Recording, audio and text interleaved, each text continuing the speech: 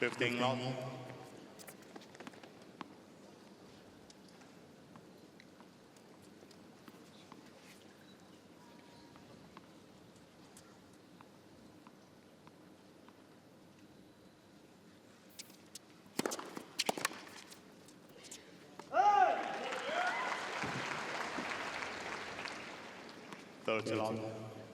That's what he needs to happen. Oh, Rod Laver. Isn't that great?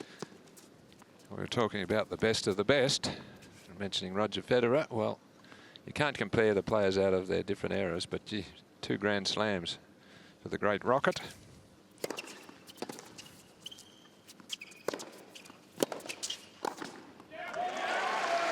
Berdyc looking sharp early. He's got a big serve, Tomas Berdych. He's already got one down at 220 in these championships against Kevin Anderson in the 3rd round. So he's going to have Rafa for pace, and probably by about 20 kilometres an hour, because Nadal very rarely serves over 200 kilometres an hour.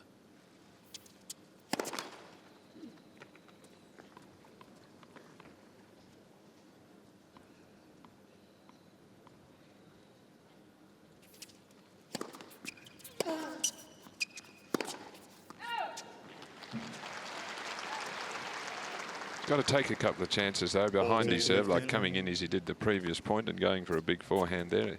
It's no good him, I think, just hanging around the baseline trying to outmaneuver or out-rally Nadal. That isn't going to happen. But he has got this imposing height and strength, and that's what he's got to try to get to work in his favour.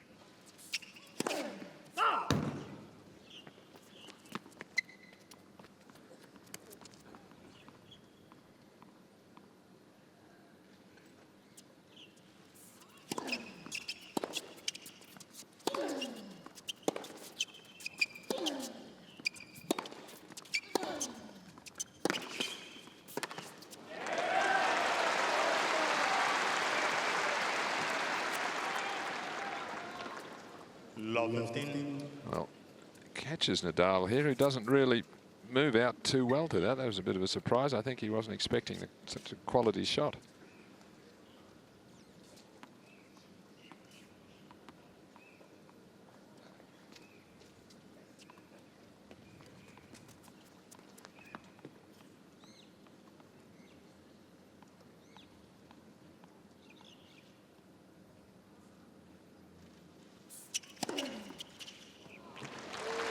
That is simply unplayable. 157. Berdych goes and has a look at the mark and nods the head.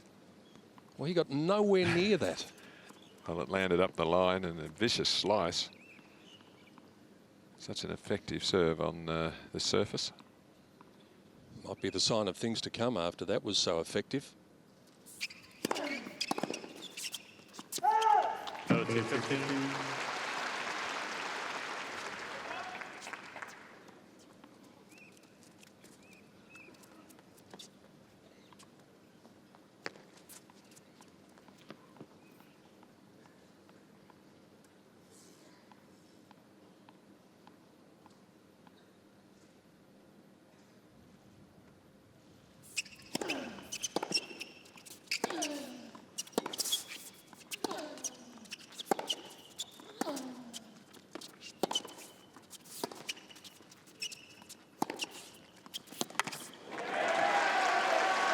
We've done him for pace a couple of times out to that side of the court. Well, I like the way he's taking his time here, Berdych. He's not trying to hit too good a shot too early. He's prepared to rally 3 or 4 and try and get into position to unleash that forehand. So tactically, that's pretty smart here to start the match. I just wonder if Rafa is feeling that knee a little bit, whether it's a bit stiff at the start of the match. Both times it's been his plant leg when he's been beaten for pace. And that's something you can't say about Rafa too often.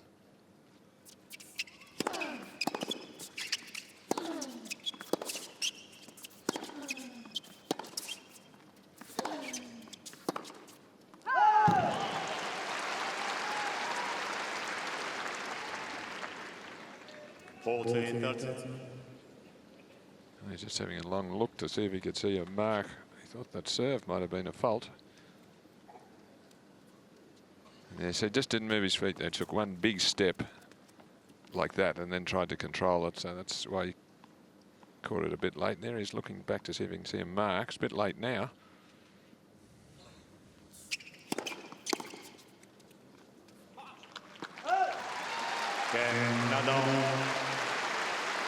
Nadal probably having to work a little bit harder to establish his first hold. But that's what he does.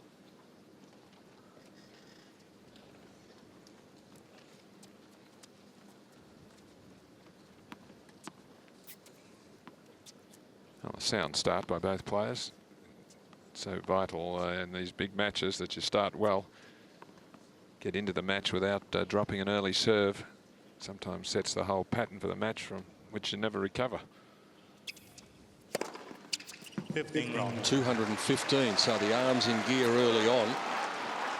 Such a big weapon, his first serve. When the first serve goes into play, so far in these championships, the minimum percentage points that he's won when the first serve goes in play is 81. It's been up as high as 91.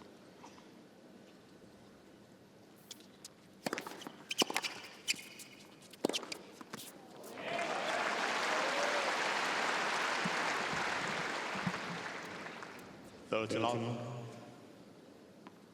he looks nice and calm and focused here, I must say, Tomas Berdych. 4 clean winners already.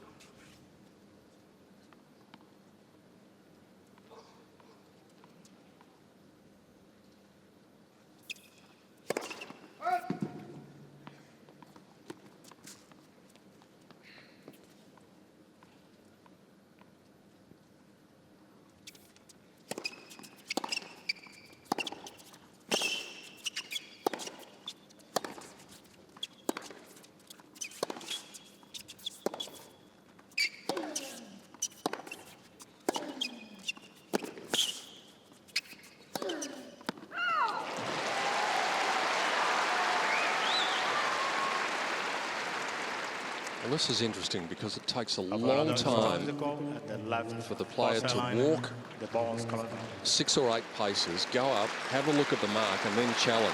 You wonder whether it should be a little bit more instantaneous than that. Well, I think so. In fact, the umpires always announce it. It's an immediate challenge.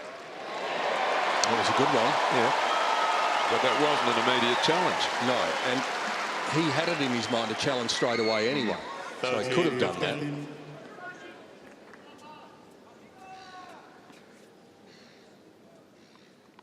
30-15 now after Nadal takes that point.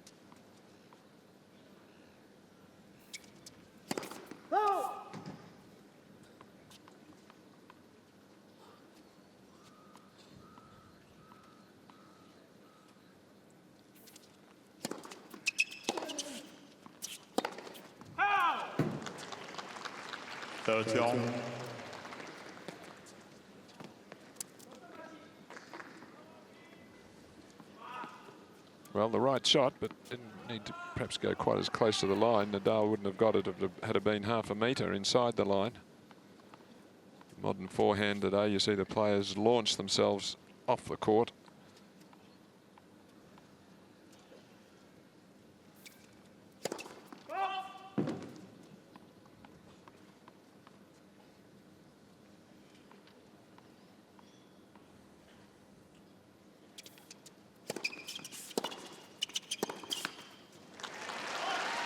The other thing that we saw in that replay just a moment ago, Alan, is something that Berdyc has in common with Nadal. They both wear very long shorts, so it conceals their upper legs, but they are both enormously strong in the quad area.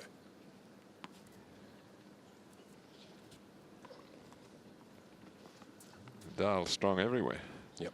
That shoulders and that bicep muscle there. Break point.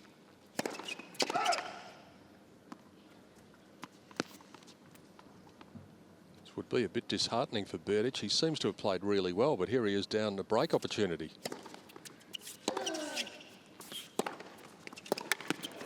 defends it very well. Oh, very brave shot there. Would have caught the line. Deuce. And this is why he's just got to make an early statement. You mentioned that he's lost the last 9 to Nadal. Well, if he gets off to a bad start here, gets down an early break, the thought would have to go in his mind, no, here we go again.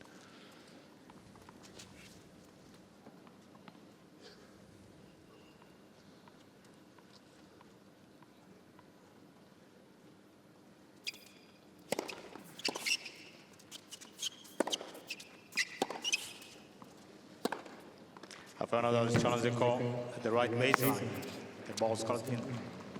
We challenged immediately there. Of course, he has to there. General play.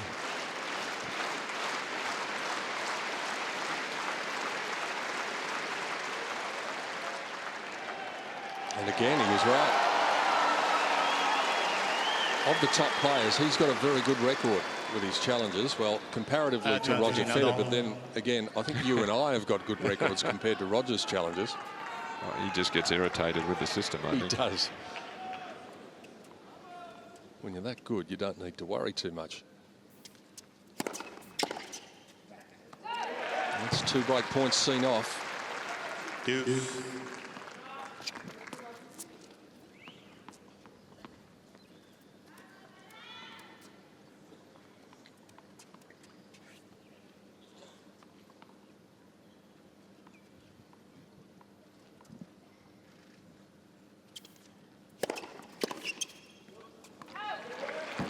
Good body serve there. Nadal really Berdyc. could only just try to fend it off there. It's pretty hard to do when it's coming straight at you at 2:14.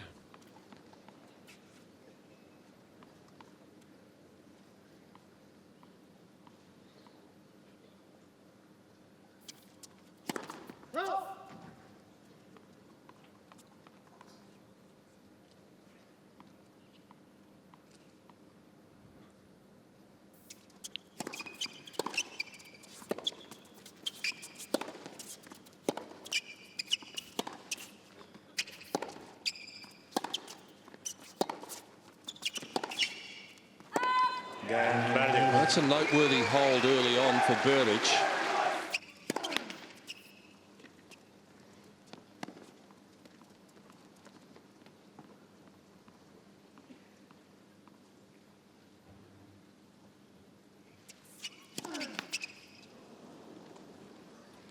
Low 15. Oh, bad ball toss from him there. Got it too far out in front. And from that point, you can't get up on the back of the ball and get that trajectory that you're looking for.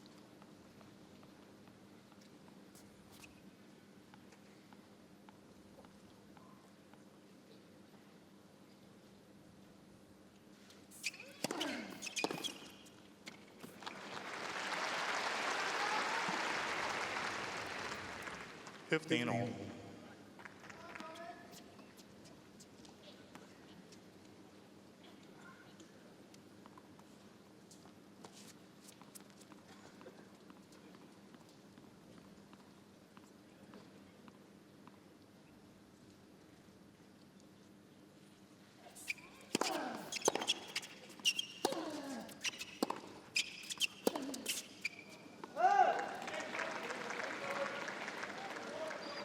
Fifteen, 13.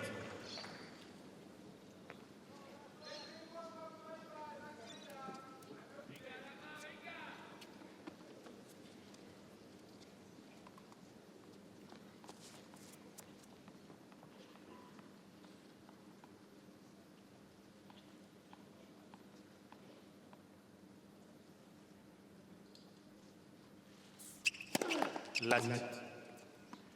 First service.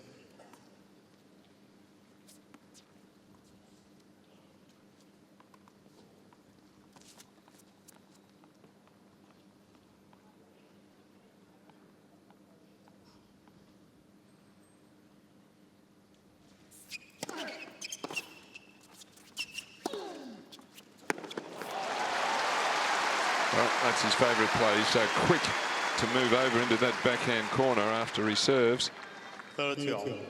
so that he can take the ball on his forehand. There's the serve, and by the time it lands, there he is. And that off forehand it really bites also when it hits the court and jumps up at you. I think that's the thing that players find difficult. We're hitting it at a higher point than they normally are against other players.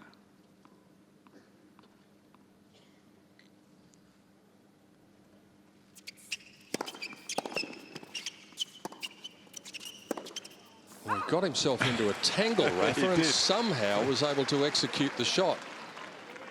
40-13. Nearly twirled himself into the ground.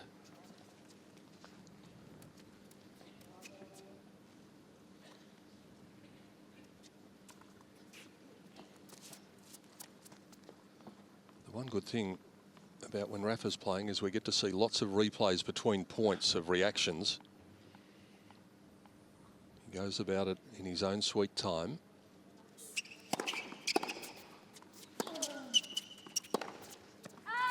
Game, Nadal. A couple of loose shots from Berdyc at the end of that fourth game, and it turns out to be a pretty elementary hold. There's the average time between points. Nadal, you would think, would be a whole lot longer than Berdyc, but it's only a couple of seconds. Well, it's supposed to only take 20. Yeah, well, that never happens.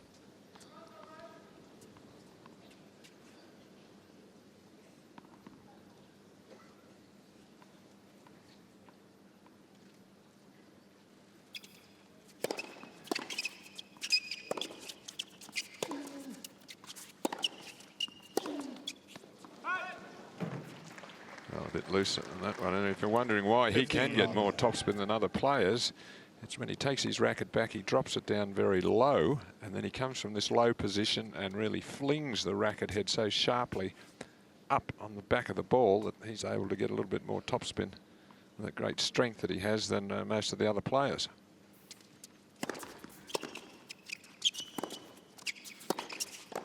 That's good work from Berdyc, very positive.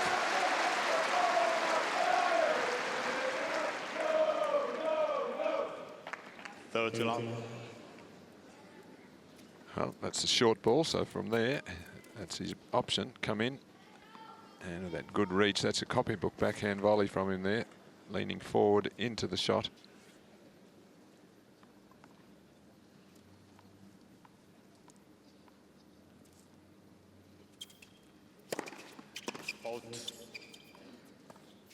Yep. Called by the chair umpire. Challenge the court, the left near sideline, the ball's going out. Oh, I think it clearly missed. Well, Carlos Bernardes gets a very good view of this from where he is. Oh, well. Not as good a view as he thought he had. Yeah, me neither. So, good challenge.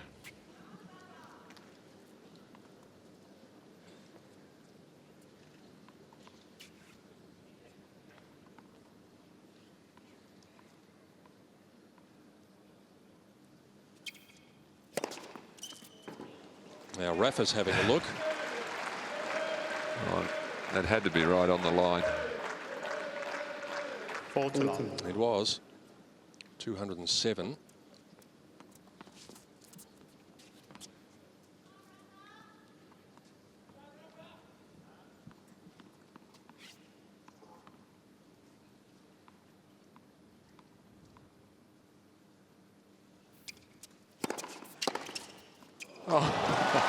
Try that one on. Pick the bones out of that. Well, when it's coming that quickly, a lot of players guess. They try to make a... You see, he was actually not quite leaning the right way. It was still quick enough to adjust. Shows you how quick his reactions are. So initially, he guessed wrong and then recovered.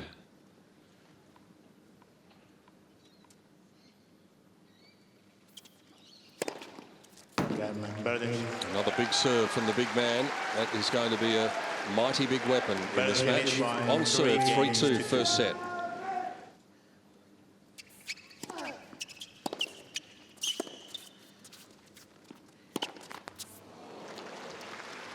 Well, timing astray there. 15 round. Slight mishit from Nadal. And Berdych didn't make the necessary adjustment.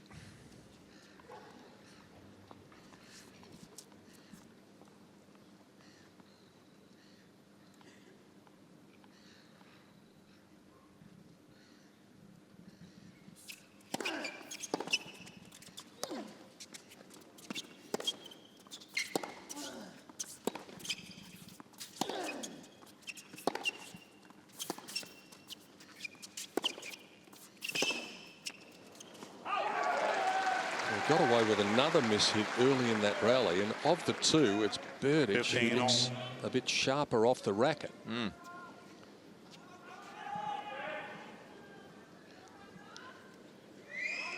Well, he was controlling the rally. You see, he's pretty much in the same spot, moving Nadal side to side.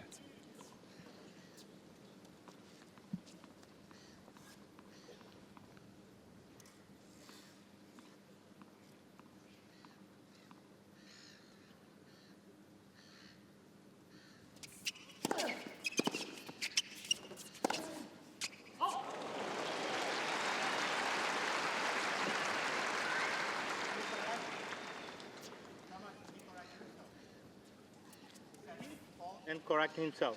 Too good. So there's been a correction here. The call was out, and then a correction. 15.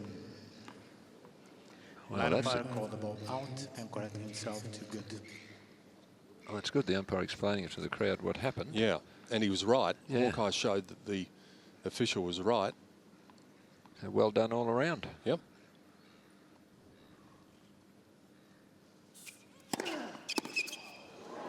That might be caught at mid-wicket. Dropped. The Berdyc charming. Yeah. Well, it's all that chanting, you see, takes it out of you. Wrap the frame around that one. Well, that's about how someone in the Barmy army would catch.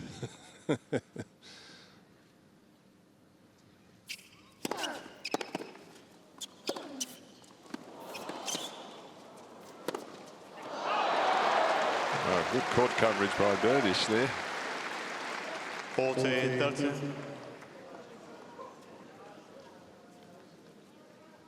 This one there, he gets across and just slides that short angle.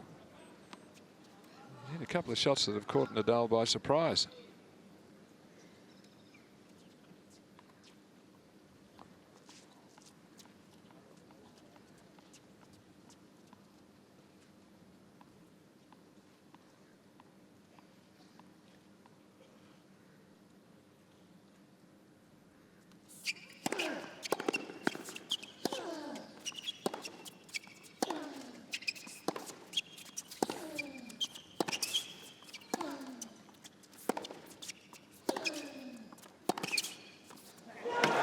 Looking very comfortable. And now it's Nadal's turn to be a little bit shaky on serve. Well, this is an outstanding point from Berdych, how he moves around. Wasn't all that poor a shot from Nadal, really. So he's taking a few chances, and Nadal's looking up. Gee, what's going on here? You don't usually hit shots like that. So he'd be a little concerned just at this early stage.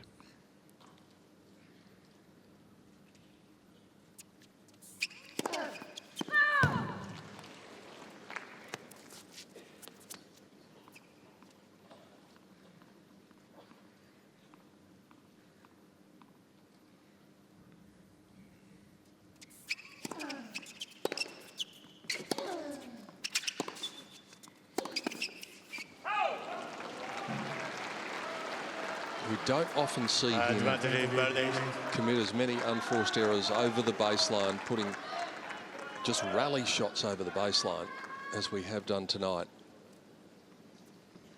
Well, I think he's been a little surprised by some of the quality shots that Berdych has hit.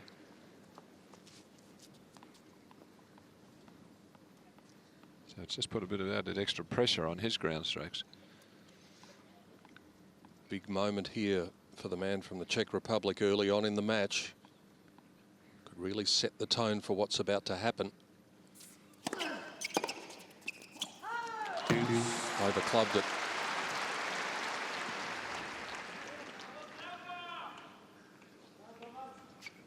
Well, Nadal making sure he got the first serve in. Berdych had a good crack at it, but just overhit it. I think off the racket he thought it was probably going to go in.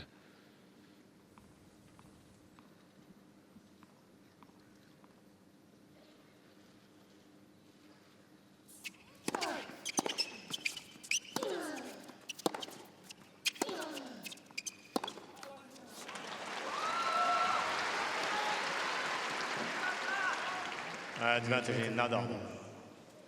We talked about that high first serve percentage that Nadal has been able to achieve so far in these championships. His high of 81% of first serves into play, and that's exactly the mark he's attained early on in this match. Running true to form.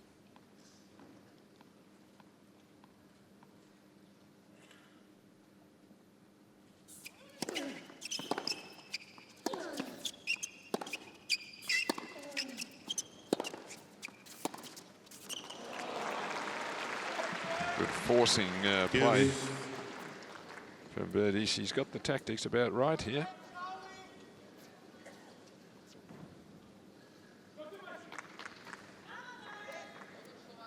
Again, stretching Nadal. Looks a little bemused at the number of mistakes he's making.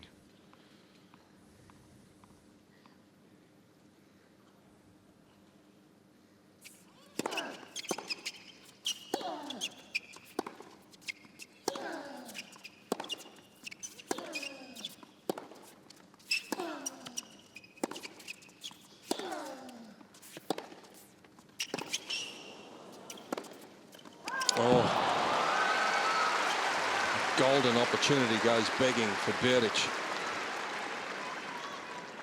Advantage in Nadal. His coach is Thomas Krupa, who has been in charge since January of 2009.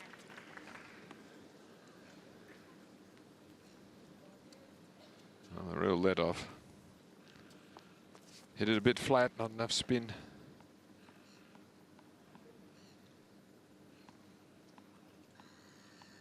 They knew that was a big chance.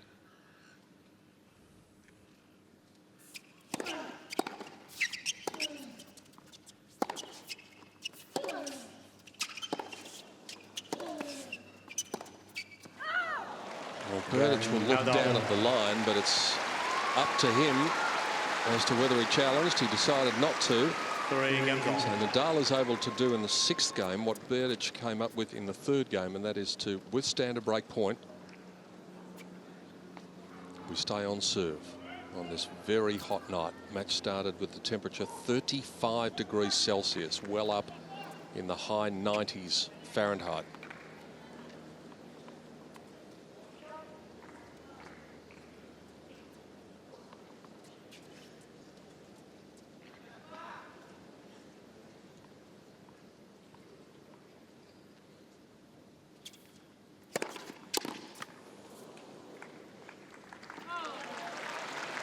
That's his quickest of the match.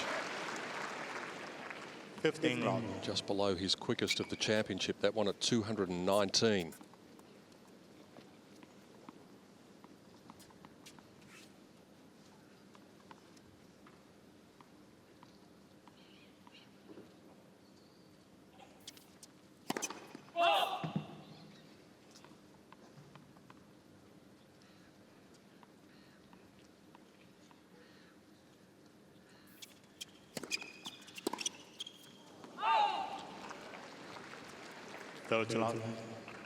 Getting a bit of bounce on that second serve. Nadal playing it above shoulder height, couldn't get it down.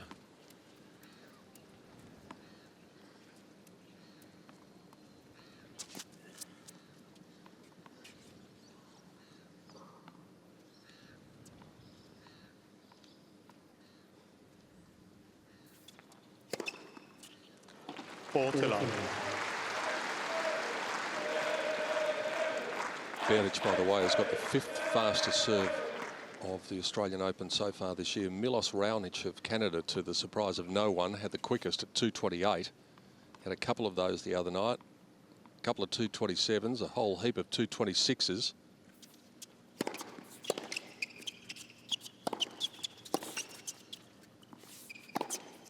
Convincingly again. Berdyc holds very easily.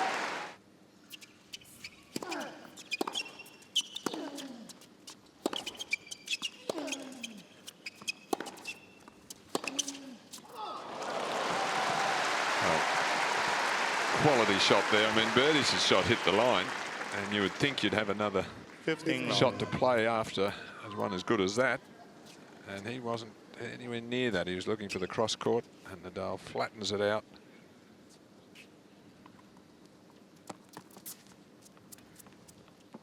Just a little come on from Rafa after that shot as well.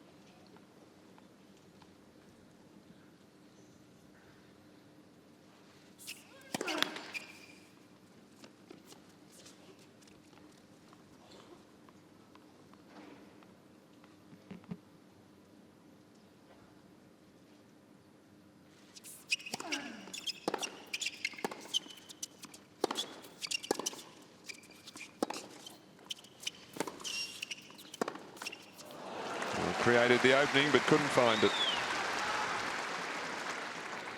30 long.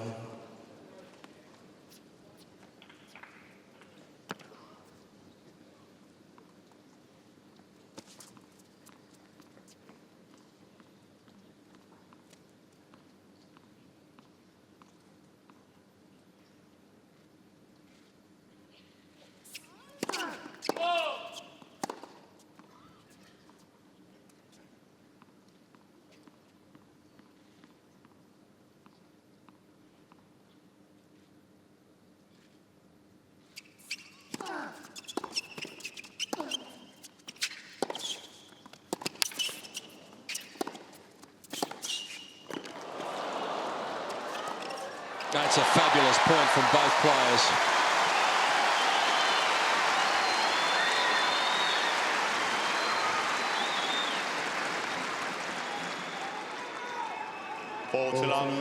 Well, there were several shots in that rally that were good enough to win the point, you would have thought.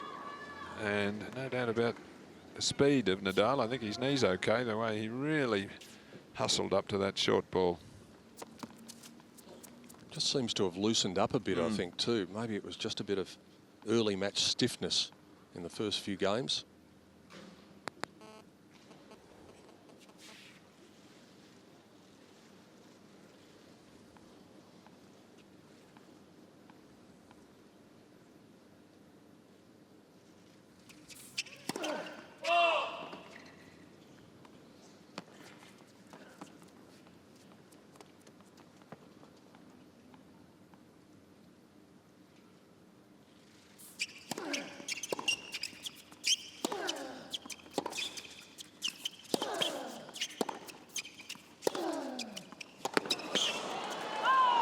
Cain.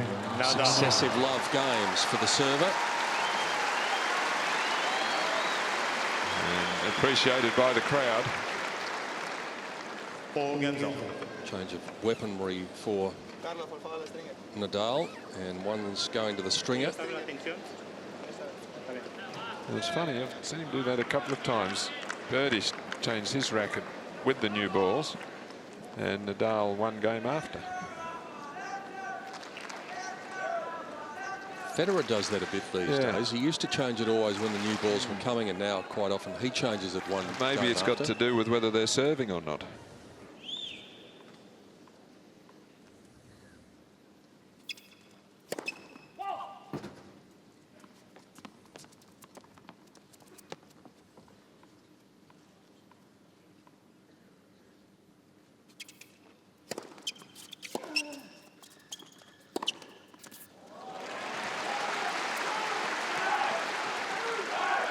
One number that you won't see a lot 15 long. in our stats, but we have it in our stats in the commentary box, is unreturned serves. Now, this is a very big number so far in the match for Berdyc. 40% of his serves have been unreturned. And that is a very high number. Generally speaking, it hovers around the 20 to 25% mark.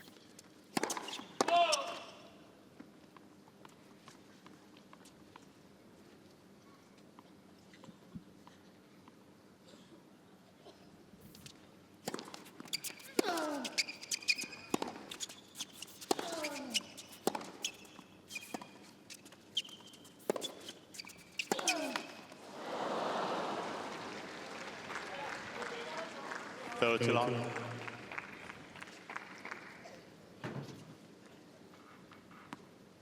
Play a heavy slice backhand there. It's improved that shot over the last couple of the years, his backhand slice.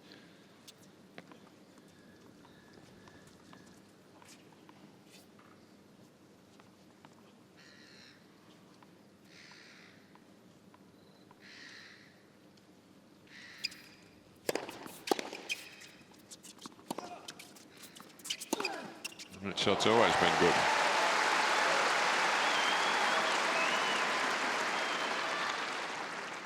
So it's impossible to pick this. His favourite one is the off one, but he can hook it down the line just as easily. And that one he went for the favourite. He can just hold it just long enough to notice his opponent's leading one way or the other. There's that stretching that was going on at the change of ends.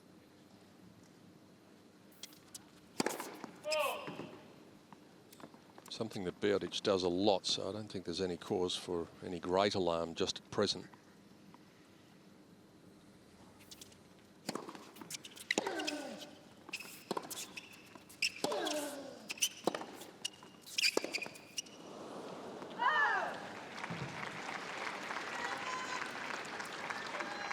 Ball to 15.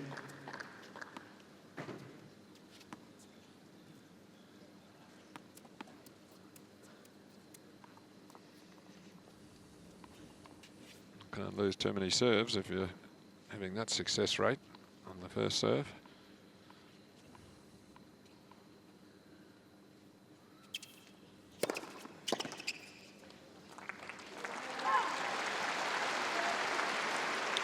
Ref is having another look, and he's Challenge the call, the going to left. challenge. Yes, okay. Cancel the challenge. Game Berdyc. In fact, he's not going to challenge. Cancel it. Yeah, It's by his 5 hand games to half 4. went up, and Carlos Bernardes jumped the gun. So did I. 5-4, first set.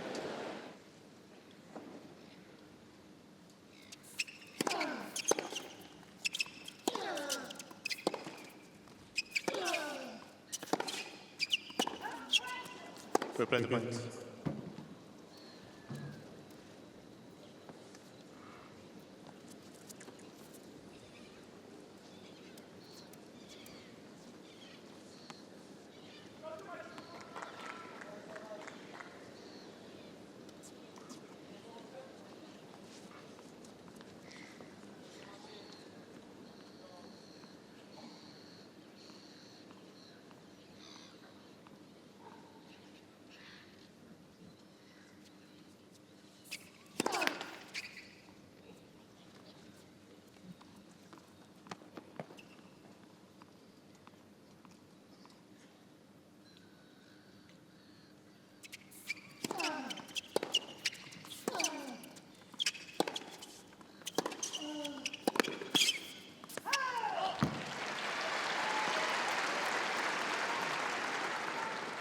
$15.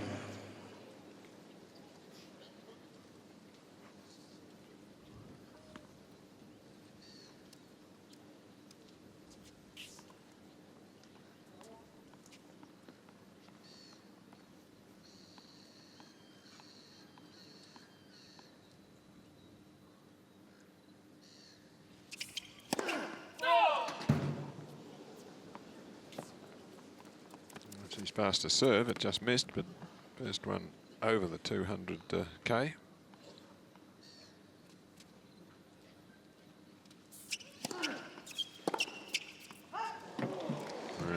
Immediate challenge.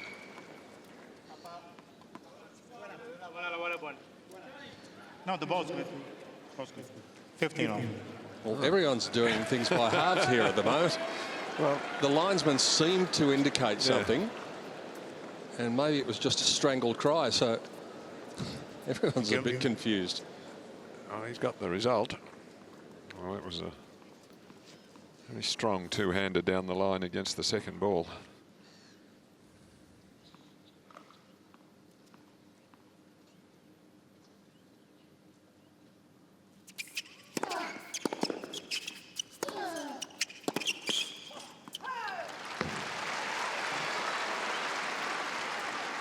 $30-15.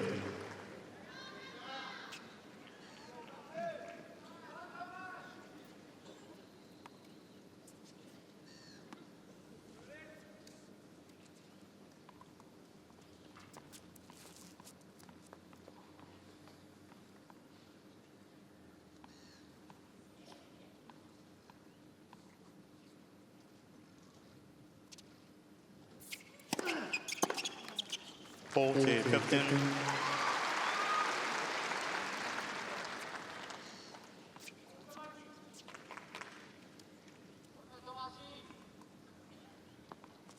Rafa's dad.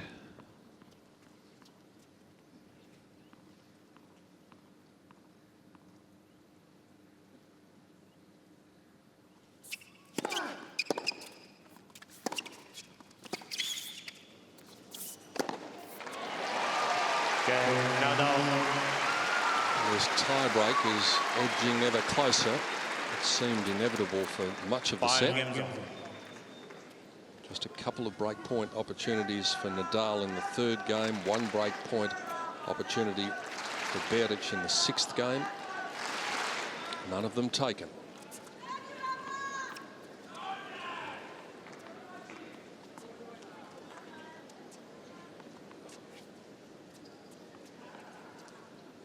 Very safe way to put away a smash. You bounce it hard, short, and then it bounces up over the fence. Oh, there's a bad miss. Had plenty of time. As well as he's played in this first set, Berdyc, as sharp as he's looked, it only takes one little slip here, and all of a sudden he's going to look up at the scoreboard and think, how the heck did I lose that first set? Needs to be very careful.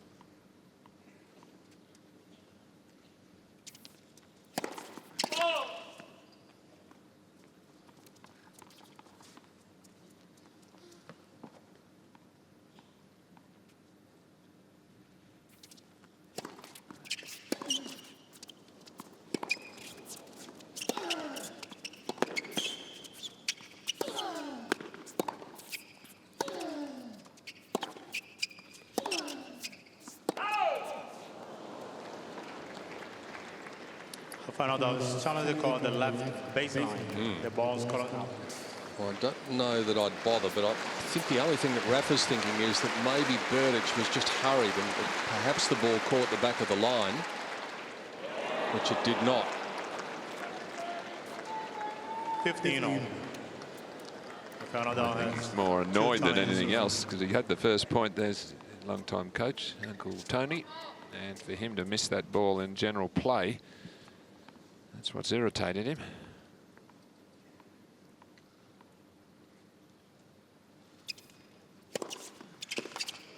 I mean, nothing you can do about a serve like that, but there was plenty he thought he could do when he was in the rally. He figured he should win it at previous point. Not that fast, but of course it was hit with a lot of spin, which takes the speed off the ball. 27 kilometres an hour underneath his average first serve speed.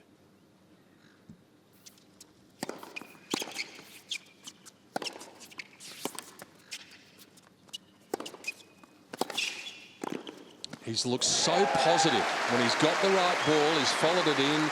He volleys well. He's looking sharp. 14, 15. Well, again, it's a good play because you're 1.96 metres tall. And with a racket in your hand, it's pretty hard to get the ball past you. Again, sound technique. Minimum of effort there.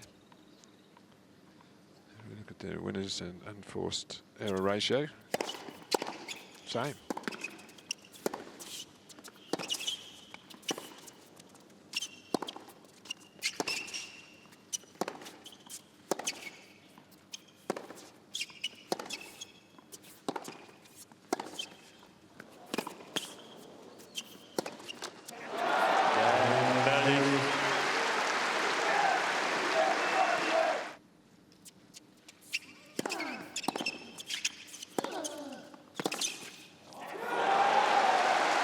That's just pure quality.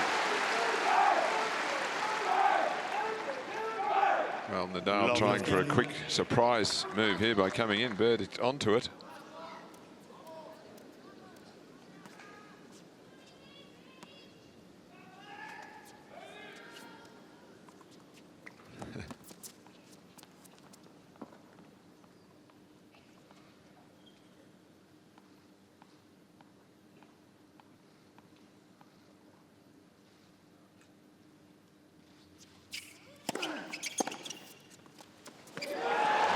Back-to-back points, that's what you're looking for. Especially at this time. Love 13.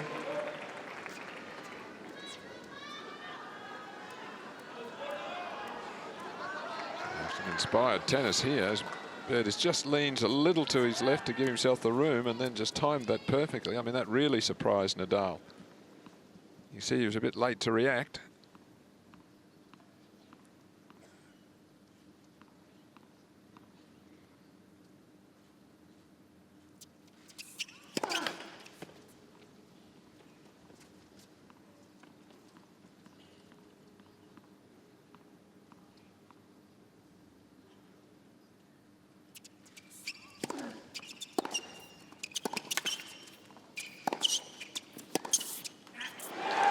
Beaten him for pace 3 times in this game. Yep. Well, outstanding 3 points he's played. And his reward is 3 set points. Well, he's done it in 3 different ways. He's hit a passing shot, he's hit a return a serve winner, and he's come to the net and forced an error.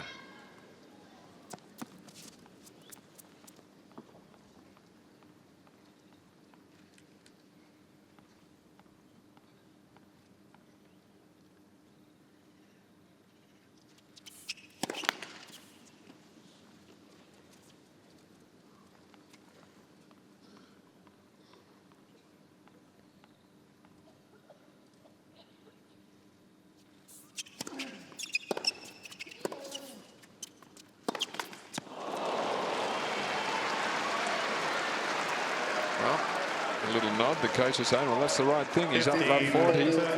No need to play safe there. Take your chance, which he did.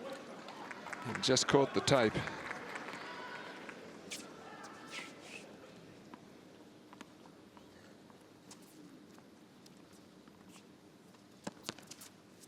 Definitely worth a look, with now 2 more opportunities to come.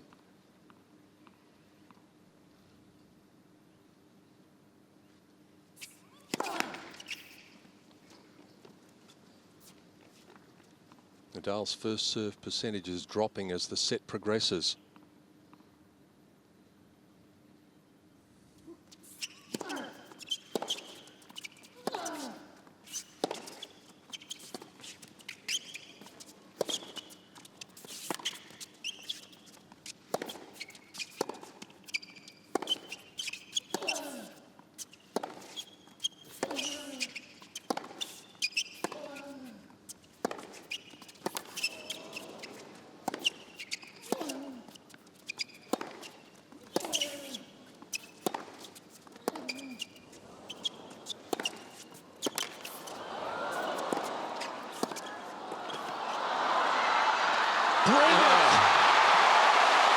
Oh, they're on their feet, and deservedly so. What a point.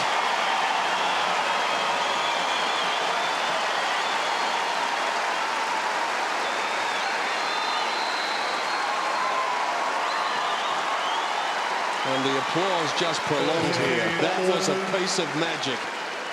Well, I don't know how he ended up getting out of that. He was hammered from side to side. In the end, a little roll across court finished it off. But how he was able to hang in there against the full-blooded assault, 29 shots, of which about 10 could have won the set for Berdyc. He can't believe it. He can't play a better point. That's probably the best point that's been played in the tournament. Nadal covered 87 metres. Even the great Rod Laver could only sit and applaud. After all of that, though, take a deep breath, because it is still set point.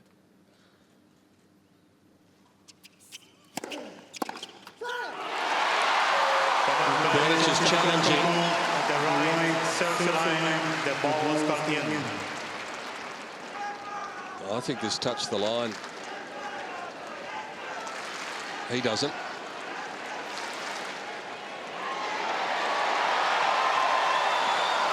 Three set points saved from Nadal.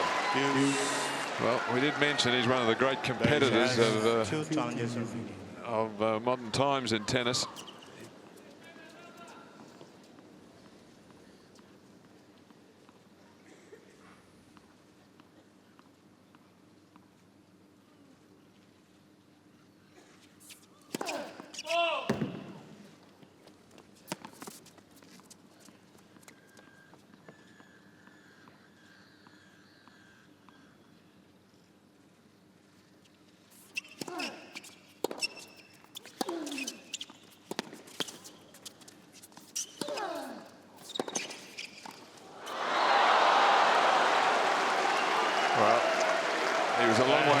caught there, Nadal. He was hoping for an error.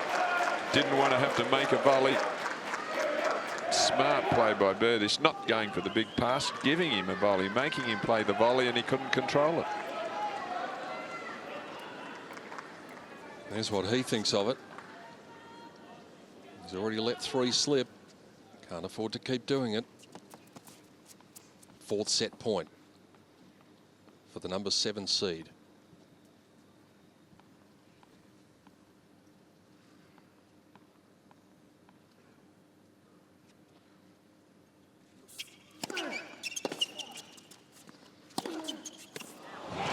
And again, just a quality shot. Well, the ability to get the ball where you want it. On the big points, you want to be playing your best shot. And for Nadal, it's his forehand. So he's able to get in a good serve, which enabled him to get onto his forehand. And he did the rest.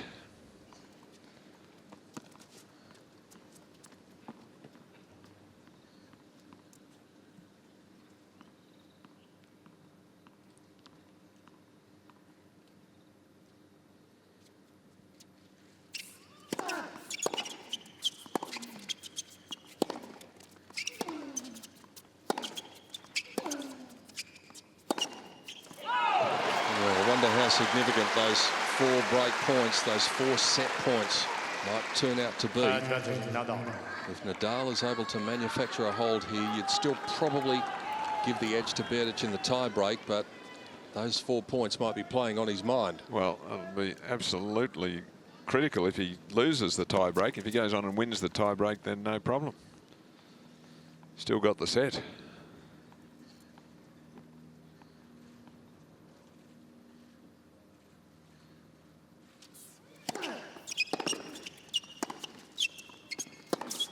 That is just fabulous rearguard action. Look at that reaction from Nadal as he gets it to the tie-break. He's only played 1 tie-break in 2012, and that was in the first round in Doha. And he lost that tie-break to Philip Kohlschreiber. He's got a 64% career win record, Nadal. Berdyc has played 6 at these championships, won all 6 of them, and he's got a 76% winning record in tie-breaks. So a difference of 12%, substantial. In other words, Berdyc wins 3 out of every 4 tie breaks that he plays. Is this the other one?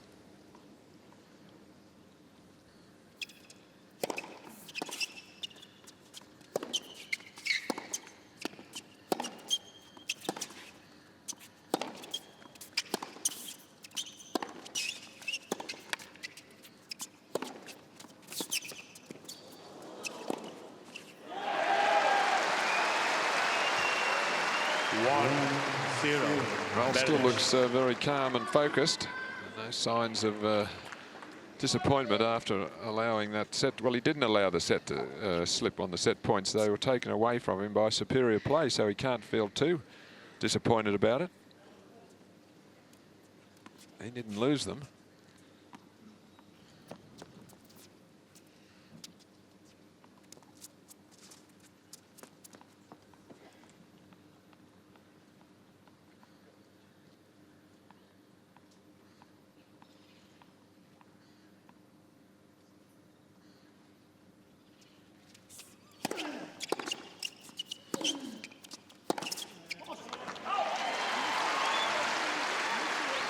One all.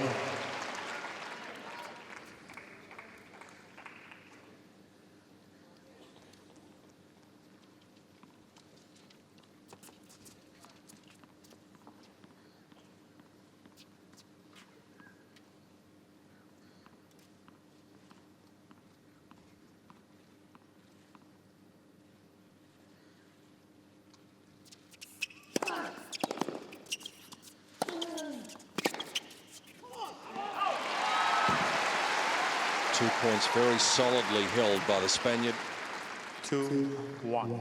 Nadal. I mentioned his first serve percentage dipping throughout the set. It was up at 81 at one stage, down to 69 now.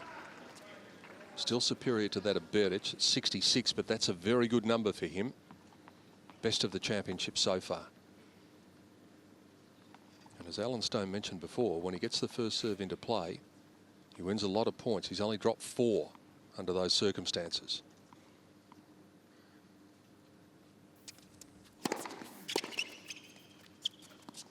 Two all. That goes to somewhat to explain why he wins so many tie breaks. Serve so important and you get cheap points.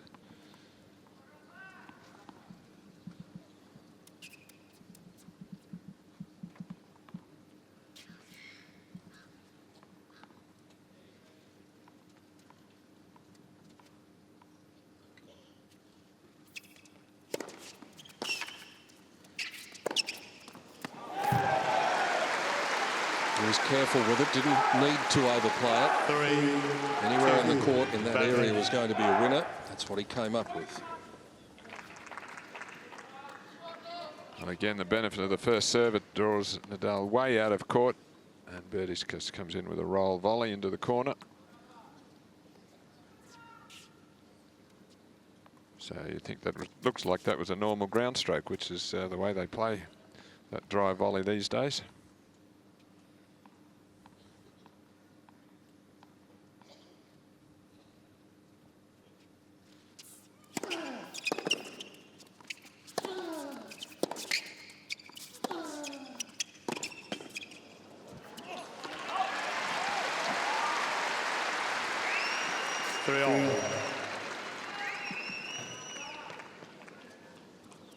Winners to unforced errors ratio, we saw it before, cancelling each other out. They're now both at the stage where they have one more winner than unforced errors. It's been a quality set of tennis. Nadal looked a little sluggish early on, but then the body warmed up. Berdyc has looked sharp from the word go. The sweat is flying on a hot night in Melbourne. Change of ends at 3 points all in the tiebreak.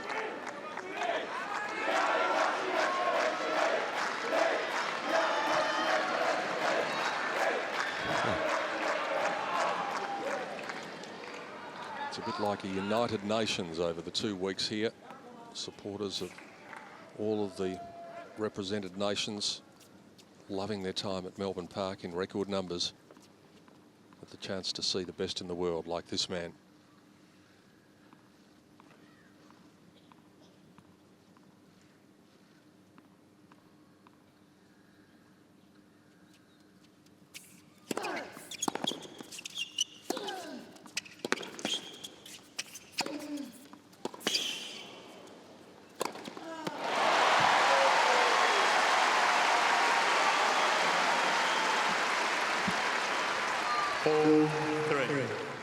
Nadal. Well, beautifully constructed point here from Nadal. I would have thought Uncle Tony might raise a bit of a grin about that, but no. Maybe in a minute or two. Not too bad a lob, but really hammered away.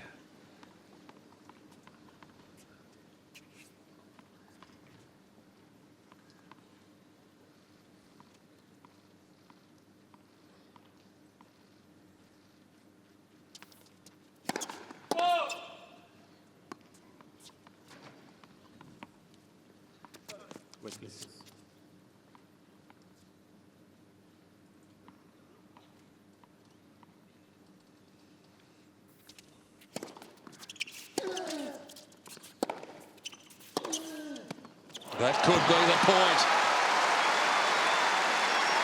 Well, if you go into that forehand corner against Nadal, you've got to have some real heat on your shot. 5-3. This one slightly off centre. So Nadal's got plenty of time to get across it. It's right in his hitting zone, and he's going to burn you that one all the time. It's got to land with a little bit more angle to draw Nadal wider. Absolute must this point now for Berdyc.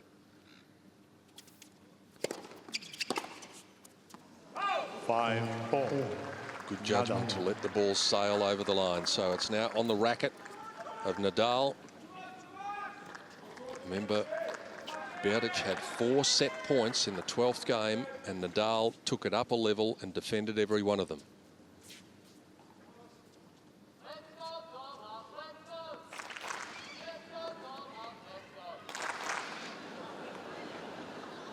birds we're and under attack. seagulls again. We had this last night. They're not really making their way into the stadium, though. They've just gone up and out the open roof.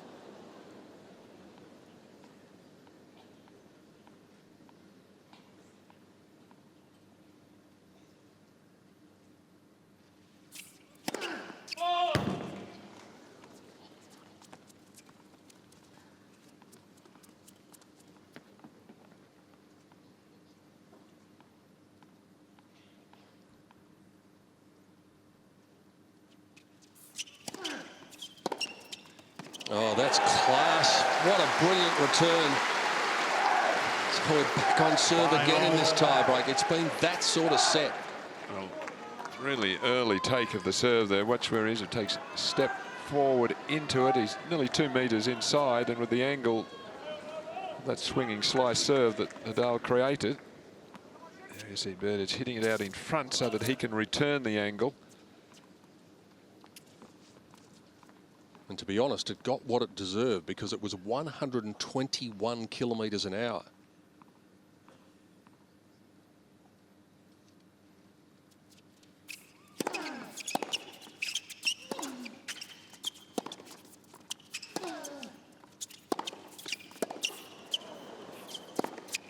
Well, no, that's too late, I would say. Unless he's done it instantaneously. Now, Rafa's going to argue the point here, and Bernardis, I think, is right. Lo sé, pero me he quedado parado y he mirado en línea. Pensaba que en línea ha cantado out. Sí, pero ahí tú te mueves para otra parte, no puedes. Pensaba que en línea ha sido un acto reflejo. No, tienes que hacer como ha hecho el primer set, que ha parado. Pero una cosa, Carlos, sí. no aciertas una, porque no hace ninguno All del right. rule correcto. For a start, this is what Hawkeye tells us. Siempre así. The stage fright there, but the ball was out. Now, what Carlos Bernardis is saying there to Rafael Nadal, and I think just trying to interpret the Spanish, Rafa saying, I didn't hear the call. So he looked over because he didn't hear the call, and then when he heard it, he challenged, but it was too late by then. Set point again. Well, the first set ends in controversy. Nadal is going to challenge. The ball's caught in. What's going to happen with this one? It's been a dramatic and at times confusing set. Is it the set? You bet it is. Berdyc comes up with an ace to finish the set. It took 1 hour and 15 minutes. It ends in controversy. Nadal, none too pleased. Berdyc, just the opposite.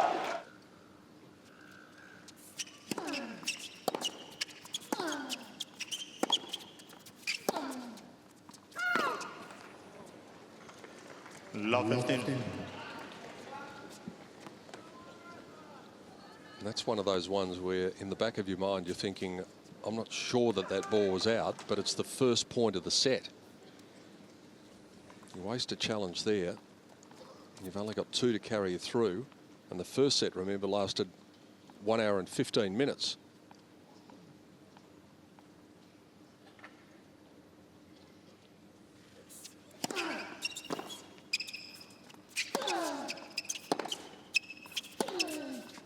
It's just missed.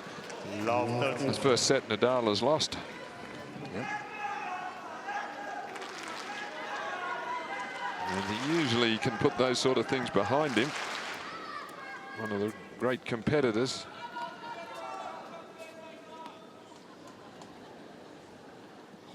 Been a little bit shaky here on his opening service game.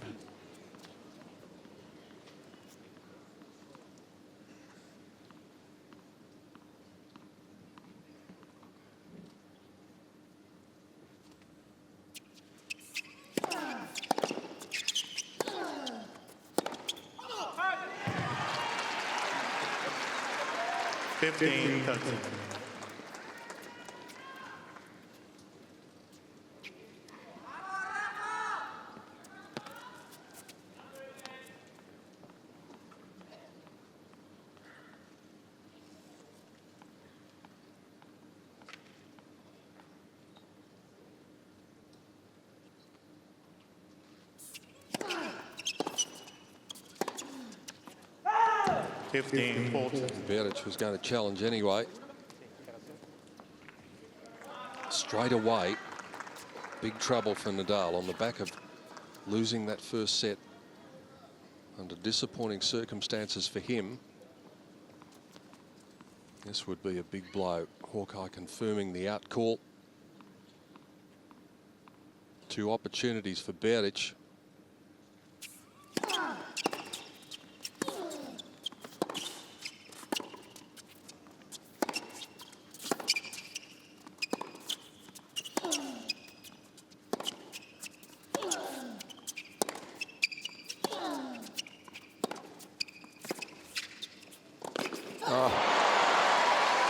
Well, he did everything right except the execution of the final shot. Did a string go in that rally? I think it might have. Although he at least seemed to get control from the back of the court with the shot before. Yes, that would have flown out if he hit it like that with a broken string. That one wouldn't have stayed in. And maybe it broke on that one because it was, as he looks at it, it was a pretty... Does that look like there's a... Yeah, I think there's a broken string there. String in that.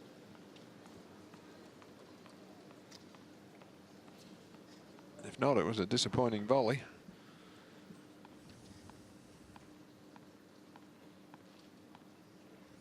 Still break point.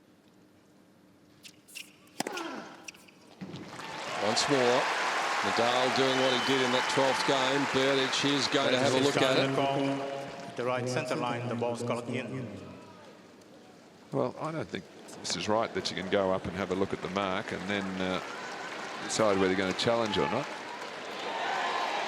And as it turns out, looking at the mark doesn't do you any good at all. Well, on a hard court like this, there's quite a few marks. Yeah. And they know they're looking at the right one. Yep. Well, that was 23 millimetres in, and that's a reasonable margin. It's about an inch.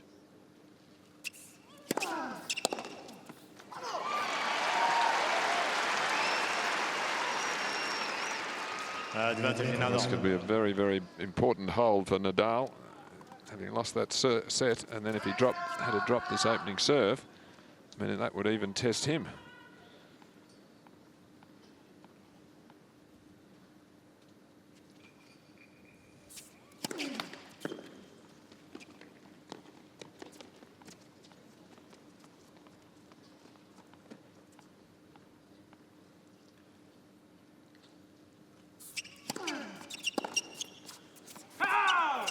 That is a mighty big hold, as indicated by his pump of the fist. Berdyc is looking again at Carlos Bernardes.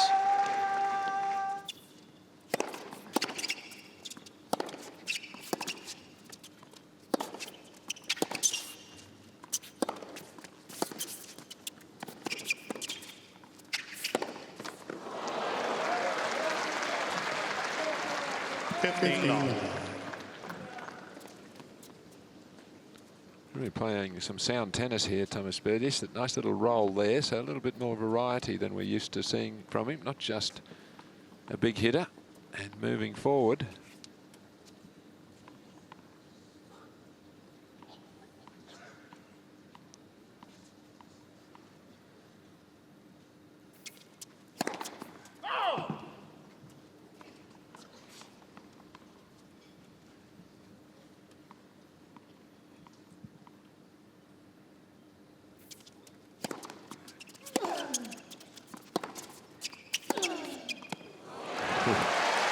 There's the trademark. Well, the strength in the forearm to do that shot from pretty much front on. We watch it here. Can't get much more open stance than that.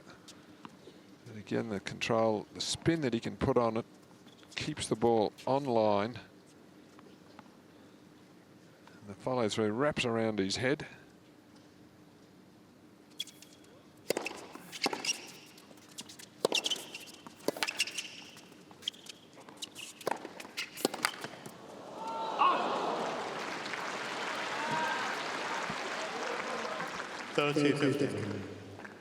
You wonder how long Berdyc can maintain this standard. Yeah. Because that was a pretty faultless set of tennis when you think about it. He's played just about optimum level. He's got a fabulous first serve percentage percentage of points won off the first serve. Can he keep it going at this level? Well, he's had a lot more break points too. No break of serve, but yeah. 4 of the 7 that he's had came in that 12th game.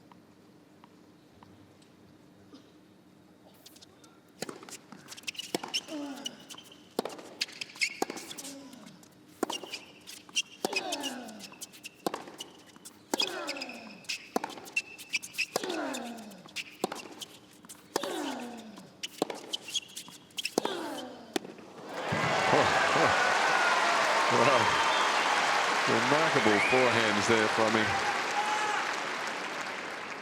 30 all. Seemingly each one with a little bit more oomph into it. And then changes from cross court to down the line with pretty much the same sort of swing.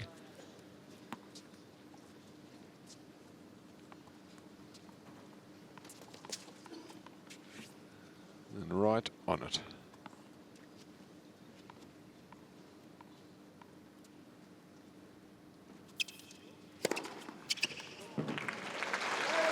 I must say, he's showing a lot of poise. Very calm. 40. Tomas Berdych. As we've said, you can get a set off Nadal and maybe 2, but to get 3, well, he's off to a great start.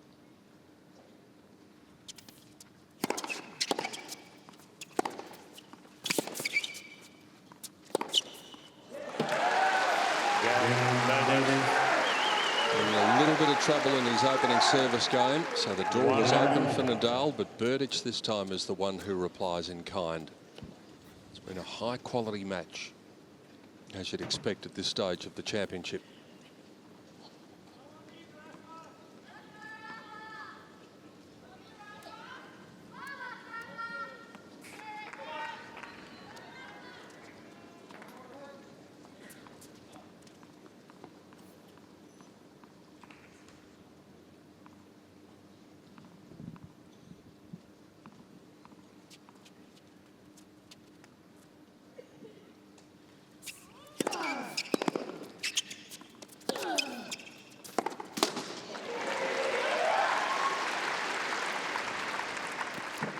I was just looking at Rafa before rolling, and I just wondered whether he might have just lightened off a little bit from where he was last year, but perhaps it's a bit of an optical illusion because he had that different shirt last year that was made of the fibre that just clung to his body when he was dripping wet.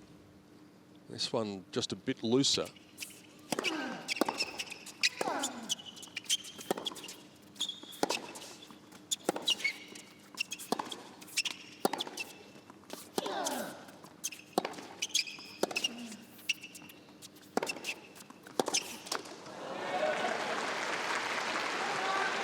Well, I like the way Berdych is looking for anything short. He's hitting the ball really well from the back of the court, but not content to just continue to do that. If he can sense an opening, he's going to come in.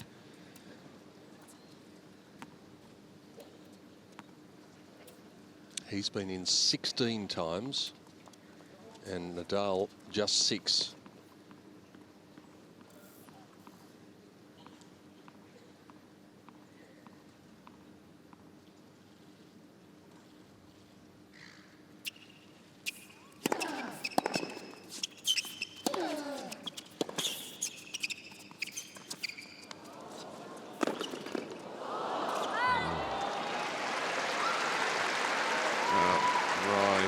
Got there easily enough, but then lost control of the racket head. 30-15. Watch, here's the drop shot. Now this requires a very firm wrist to just push it down the line. There you see he opened the face a little.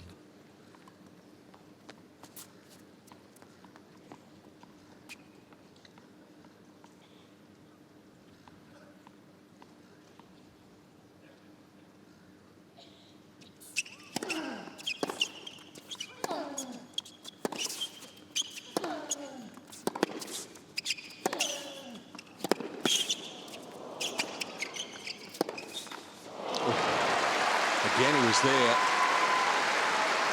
Well, I think it's remarkable how well he's moving this evening. 40-15. And a good defensive shot there that kept him alive, and he had a good play on that, actually.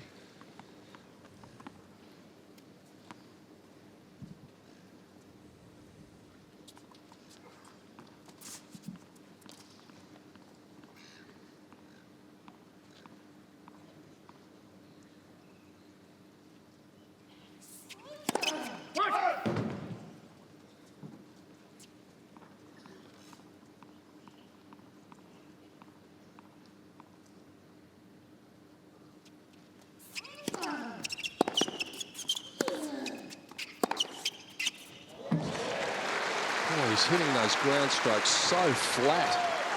Well, Nadal wasn't that far away from that. So well was it timed and so heavy, he could only just turn and look.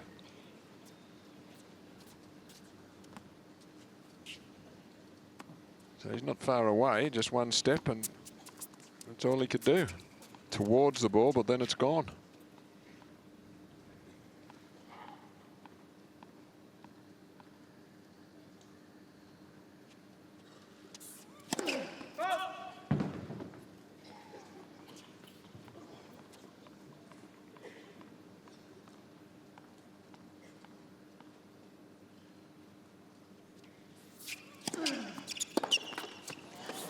Nadal. New ball, please.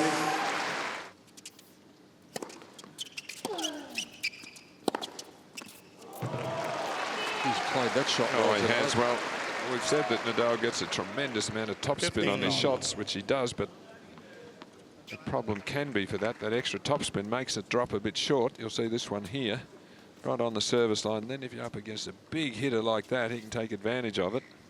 157 for a ground stroke. That's nearly 100 miles an hour. Can't hit a groundie much harder than that.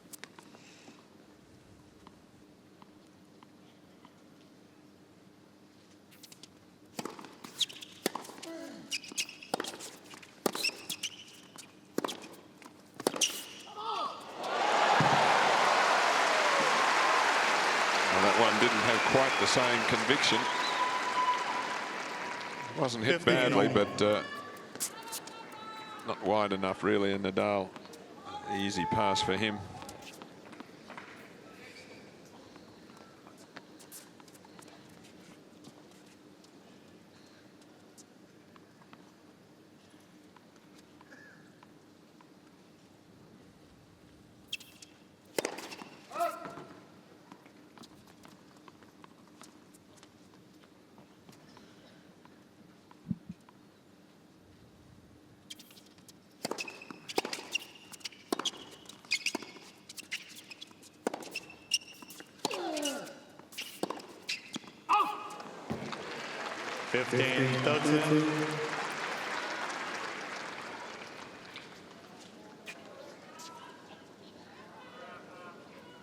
You've got to be pretty precise when you go down the line. You see, just catch that one cleanly enough so it doesn't stay on its path and just fades wide. Not much room for error on that shot. Cross court, you can hit it slightly off centre. You've got much more court to land in.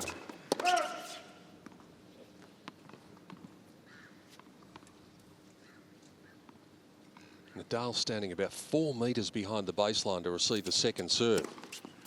He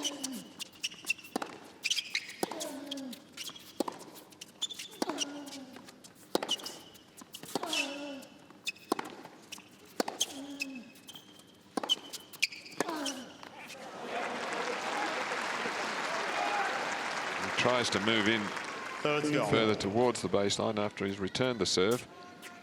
It's a fair way back, Pete, for a second serve. Well, especially rolling when it's coming in at 153. Yeah, it's a long time to wait for it to get to you.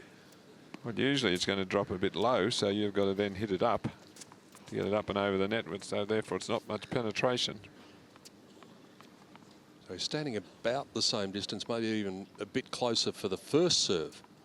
And this will probably be over 200. Out. Gave him the slider instead.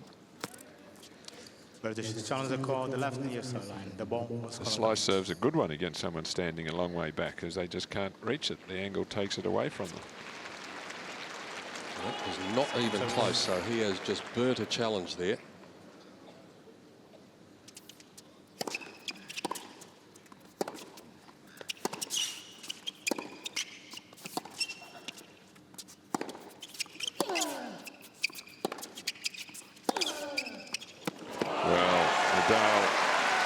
Attack there early in the rally, but that's how you turn defence into attack.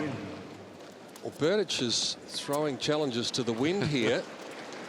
Well, such a big point, but that, again, not even close. No, and that's the thing. He's just scorched 2 challenges. Unnecessarily. And we're only in the 4th game. Yep. No, he's going to run out by the time we get to the business end of the set, although he figures to give him save a break point there.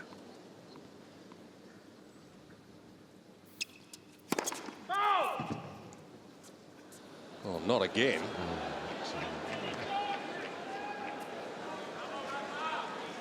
Oh. Well, this is amazing.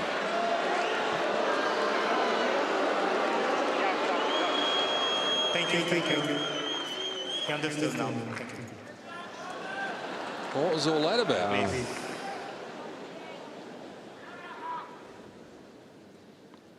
He's already got none.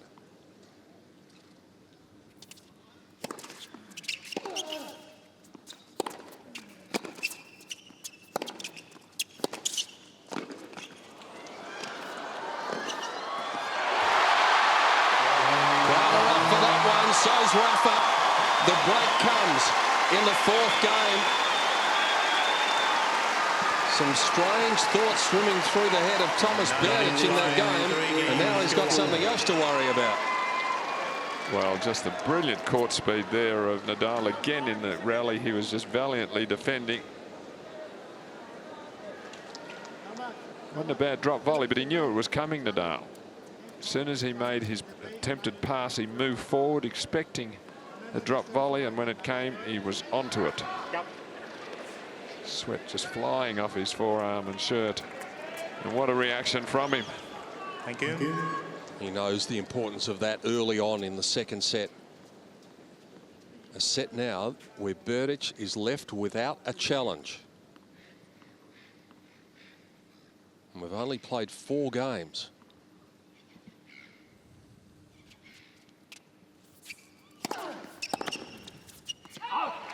Well, that'll speed up play, Pete. It will. He won't be able to go and check a mark to decide whether to challenge or not. Well, we saw with Bernard Tomic the other night, Stoney, that he challenges rather indiscriminately at times. But you would think a player of Berdic's experience wouldn't get caught in this situation.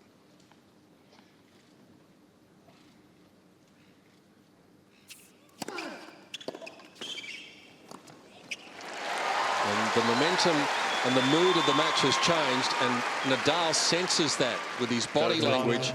He just feels as though he's starting to win the arm wrestle. Beautifully sliced serve there that took Berdych way out of court. I think he's improving that serve, which should be bread and butter for a left-hander. Slice wide to the backhand on the 2nd court. Perhaps we're seeing that period that we were speculating about with Berdyc at the optimum level. He just seems to have dropped off about 10% in the last couple of games.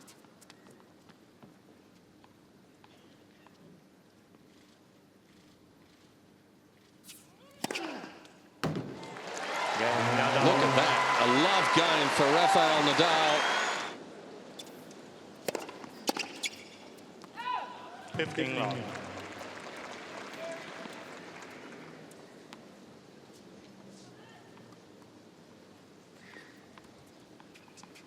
In the back of Nadal's mind, and maybe even that of Berdyc, will be the fact that Nadal has won the last 9 meetings between this pair.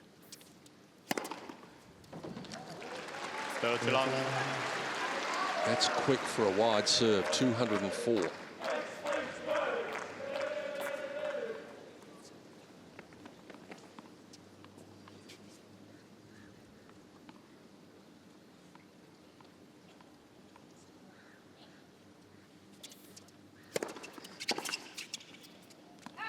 Ball to love. Well, that's one thing he could do with getting up. The amount of first serves going into play in this second set. He was 68% in the first, a very satisfactory number for him, but it's dropped all the way down to 47 in the second set. All the way for the match, 62%. Game. Berdyc. Well, that's comprehensive as you like. So Rafa comes up with a love game. Berdyc comes up with one of his own. Nadal leads by 4 games to 2. The onus, though, is on the man from the Czech Republic to get something back on Nadal, who's looking increasingly confident.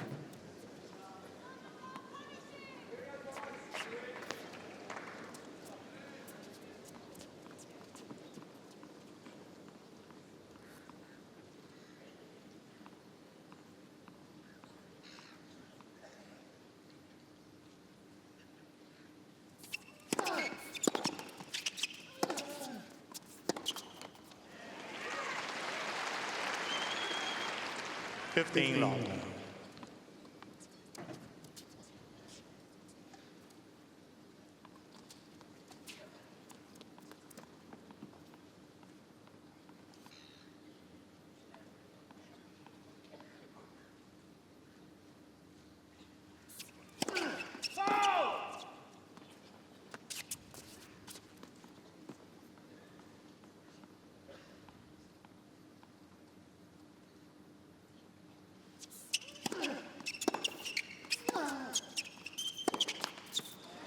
Just starting to play a couple of tired shots.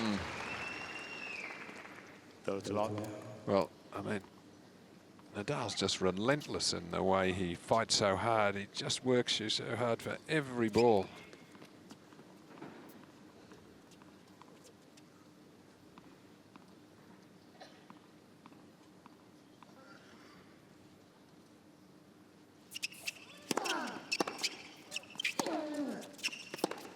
Ball to long.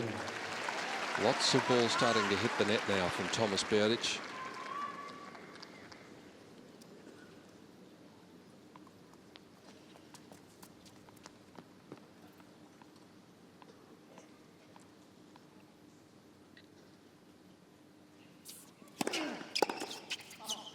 Hasn't dropped a point on serve in his last 2 service games. He's got the look about him, Rafa, to give himself the opportunity of serving first in the third set. 15 long.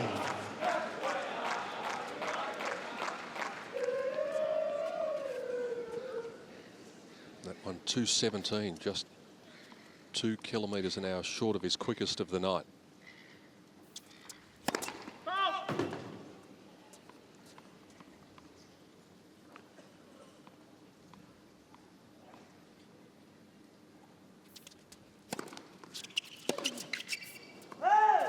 Too long.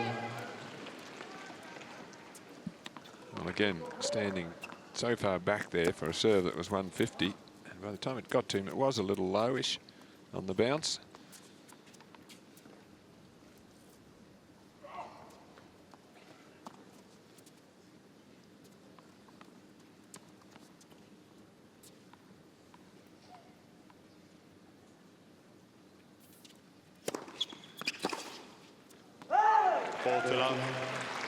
That's a serve you have a lot of trouble with if you're going to stand that far behind the baseline.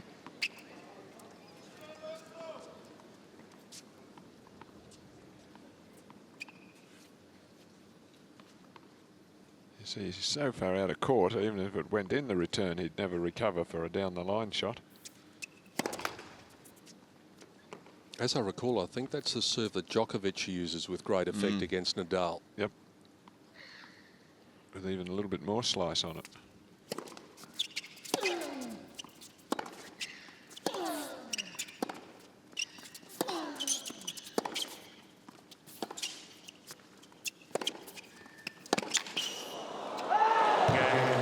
Well, that's the last 4 games. The server has won every point. Nadal will be very much hoping that trend continues here. 5 games to 3. Coach was happy with that game. The damage has already been done, though, as far as this set is concerned. Possibly. Yeah, he's got to break this game. given the last two held to love by Nadal. It seems a little bit unlikely.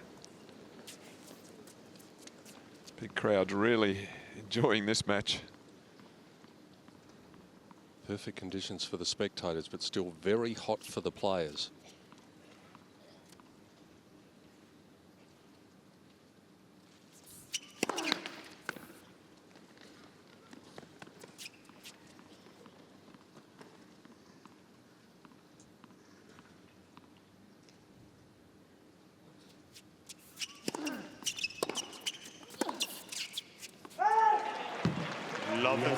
Well, that wasn't a good second serve, 139.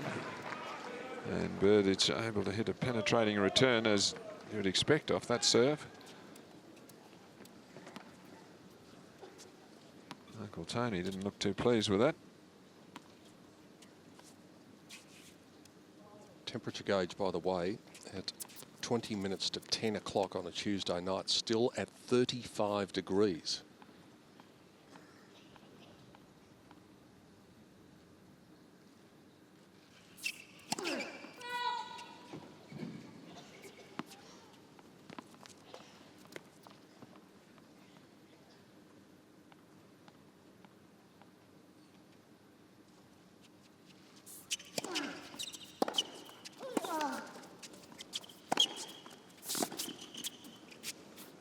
There's another very slow second serve. Yep. So you wouldn't believe it. He's just won 2 serves to love with great authority, and now misses the first serve twice and hits very mediocre second serves, which were attacked. And he's love 30. We have already seen before over his career, and indeed in this match, though, that when he gets into a situation like this, sometimes he's able to pull out the big points when required.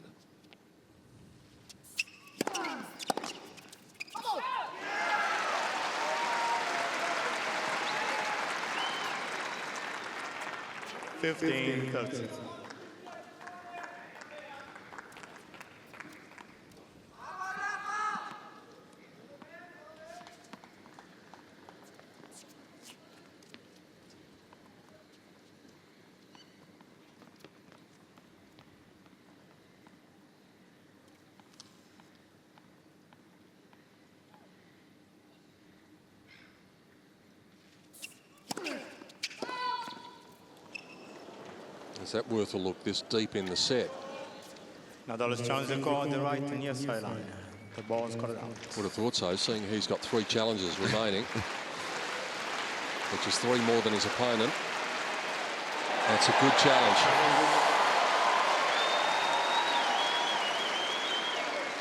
Now, the argument is, do we replay the point? I think he's saying we prima first serve. Nadal is thinking, well, it clearly beat him, so it should be my point.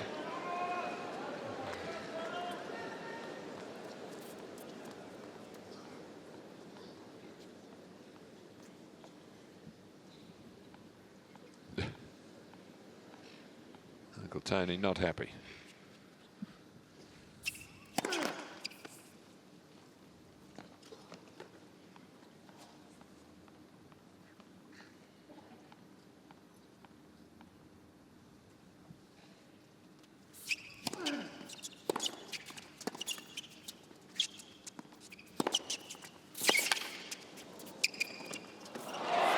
We can understand why Nadal won't be happy there, because he got no benefit from that challenge really at all. Well, he got to replay it. Yeah, that's all. Otherwise, it would have just been a second serve. But his second serve then again 130.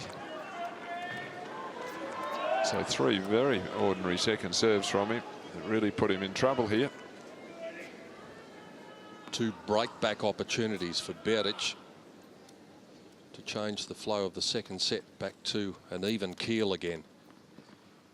He hasn't been able to break Nadal yet, though, in 7 opportunities.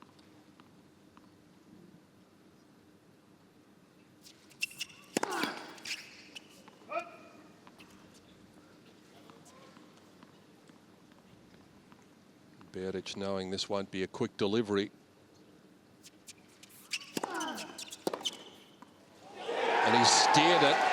gone to the line by the look of it. Nadal is going to challenge, not with any great conviction though. He's walking to the chair. I think he knows. He does. Oh. Well, He's right, yeah. what about that? He was just a bit of hope there, wasn't it? The challenge. And, Yeah. I mean, he's surprised as anybody. Well, he was practically, look at him, he's at the chair. Yeah. Berdyc can't believe it. Yeah. Nadal now, can he find a first serve? Served really poorly in this game.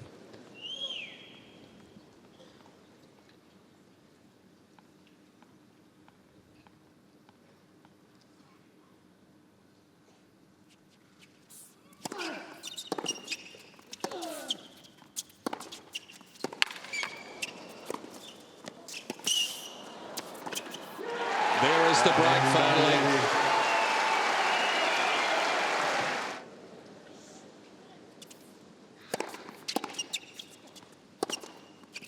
That low, flat, inside-out forehand that he just gets out of the middle nearly every time. It's a minimum of effort, but he strikes it so well. Well, he's getting a lot of opportunities to play it because, as I said, a lot of Nadal's returns with so much topspin land pretty short.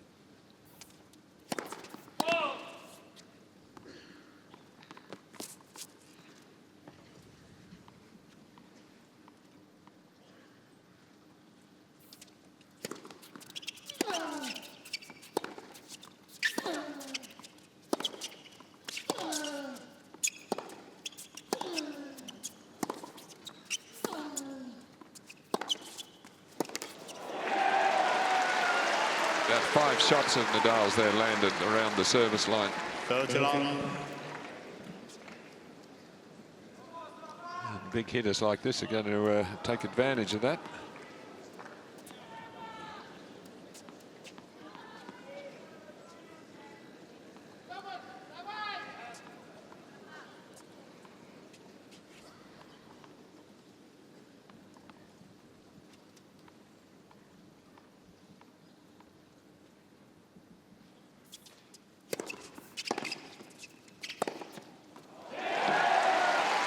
If he was to get out of this set and win it, as great a player as Rafael Nadal is, it's difficult to see him winning the next 3 sets and not conceding one of them to Berdyc, the way he's playing. Yes, the way the match is going, it is.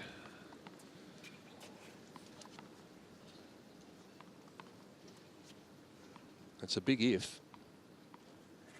Just now.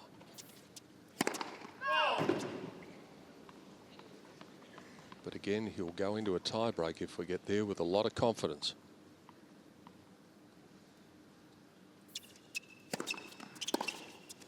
That one got up to almost head height for Nadal. And all he could do was just club it back. 5 games on.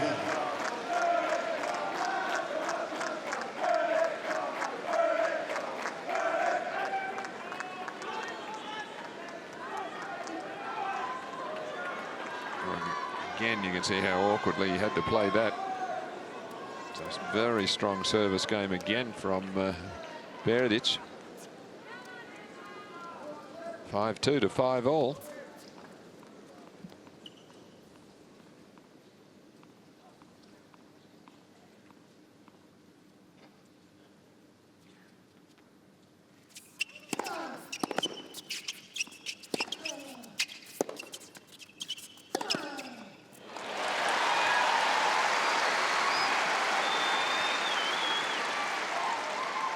Long.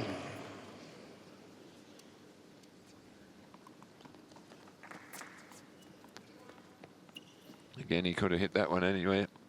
So both players, when they hit the ball short, are being dealt with.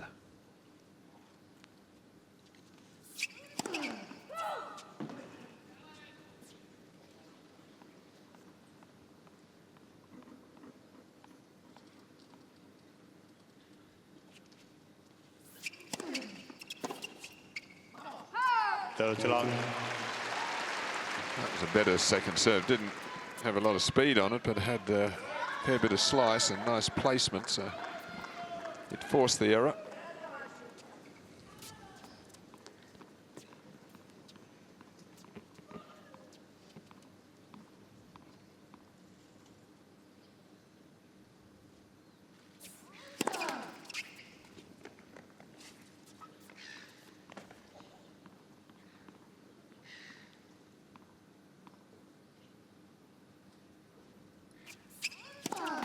Lat, second service.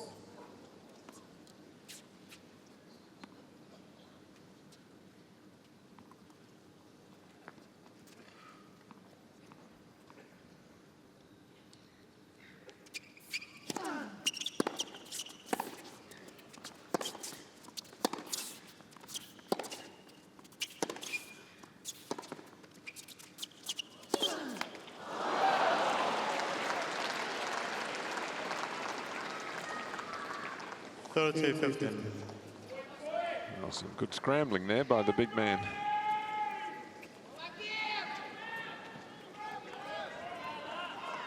I bet he was hoping when that ball was in the air drifting towards the baseline, please don't let me hear an out call.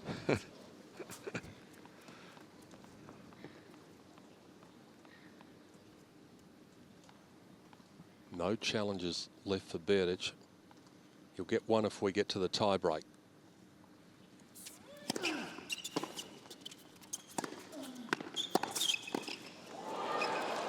How quick are his hands there? That's outrageous. Well, no backswing, of course. No time for that.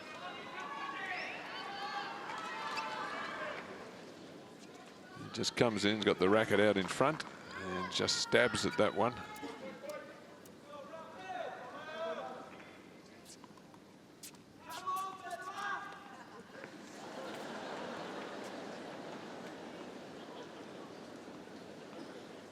Good result for Nadal when he comes forward.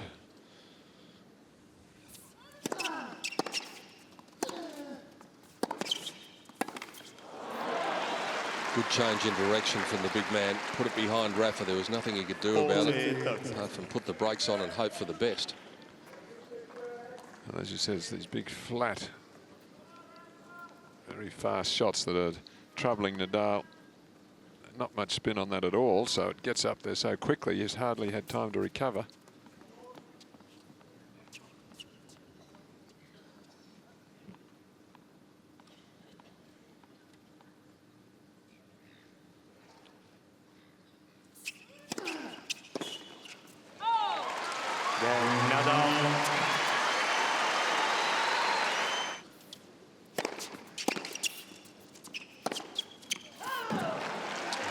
Important first point, bit of bounce from Rafa.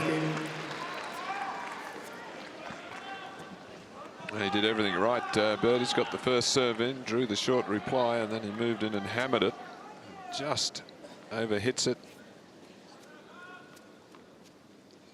It's going to win him the point, but well, that's the way he's been playing, and it's been working.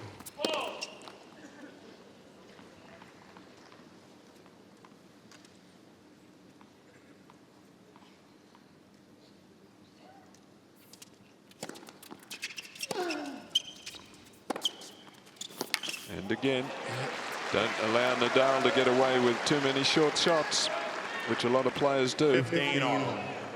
Well, that second serve again was 143. And look where Rafa took it from. It was actually behind the Melbourne sign. I mean, you can understand him maybe standing back there for a serve that's coming at 2-10. First serve, but the second.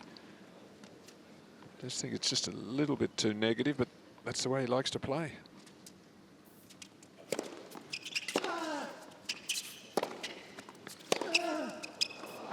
Berdyc then, I think, is aware of how far behind the baseline Rafa is, because he rolled that one in at 166. Yeah.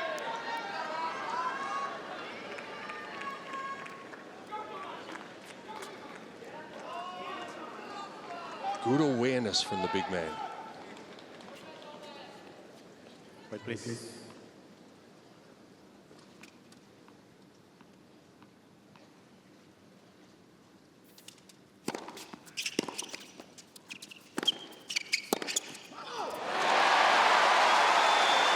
quick reactions from him there.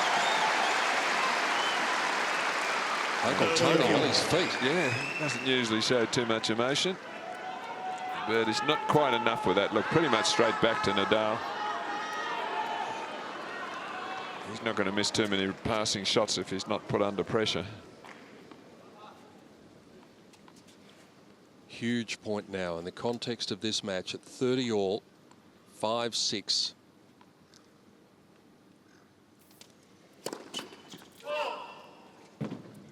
Is he going to come in closer with the second serve? He does. He's only a metre behind the baseline this time.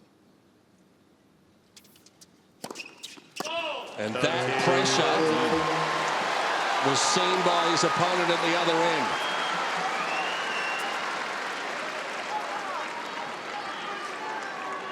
Remember how dramatic the 12th game of the first set was, when there were 4 break points on Nadal's serve and he saved every one of them to get it to a tie break. Just the one here, but pressure on the number 7 seed.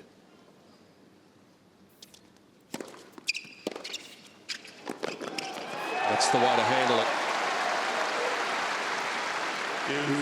Well, not his fastest serve, but a good change up, a serve volley point. Nadal wouldn't have been expecting this.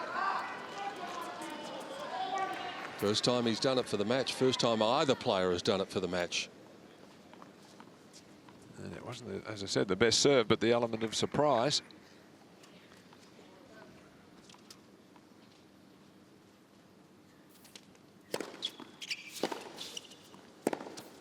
Well, he's just made a concerted effort here to take all the pace off the first serve.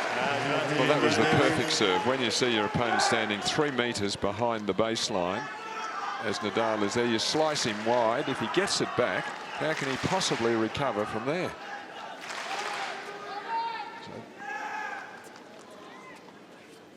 His average first serve speed, Berdych, is 193. That last one was 164, so he's just backed it right off.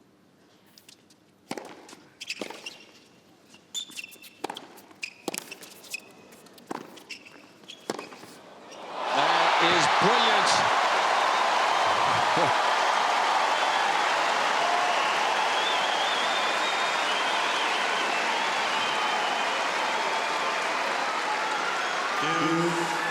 Well, that probably would have won the point against most players from where Nadal is.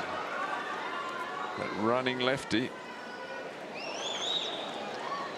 And the racket starts low, whips up sharply. Thank you. And across the line of flight so he can hook that ball in.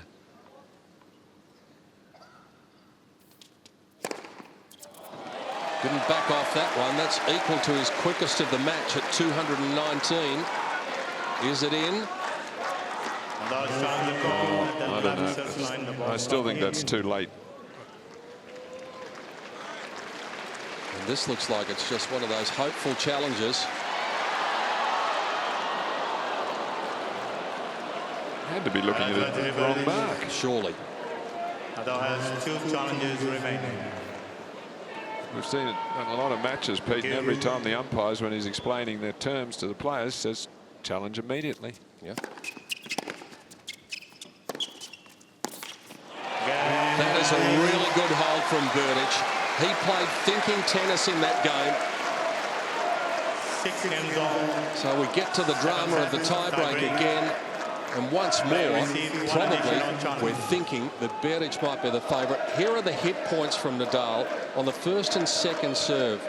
And look how far back some of those black ones are. Yeah, that's ridiculous, really. That's 3 metres, is it, that he's standing? Yep. 3 metres behind the baseline was what we mentioned to receive a second serve. And most of them are even more than that. They're closer to 4. So the tie-break. Again, it was such a tight tie-break at the end of the first set.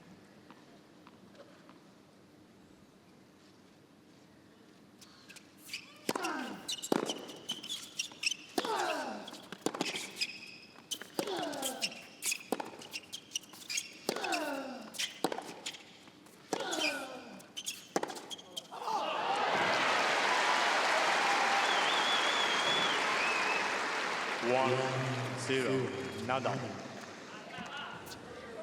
Well, he's played a very composed and cool match here, Tomas Berdych. The result of it, I think, is going to depend on this one tie-break. 2 sets to love. He'd be real chances. It'd be hard for Nadal. 1 set all. Nadal becomes the favourite.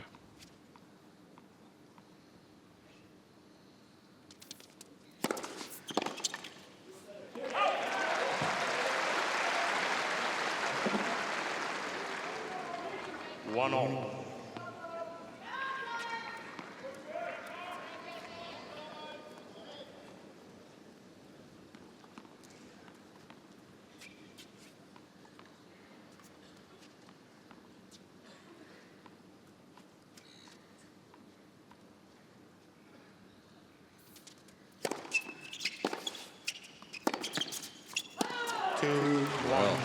Nadal. We saw in the first set tie-break that it really seemed as though it was going to come down to a point or two. We actually had 3 points against the server. That was a long way long.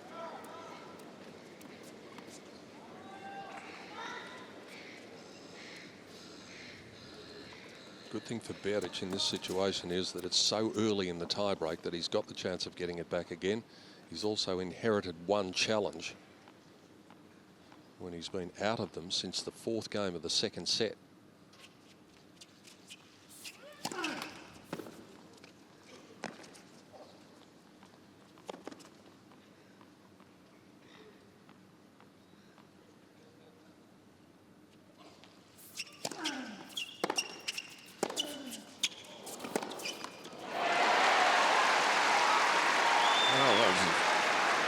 That ball landed so short from Nadal. 3-1. Nadal. Tremendous amount of topspin. I'm not sure completely clean hit off this one.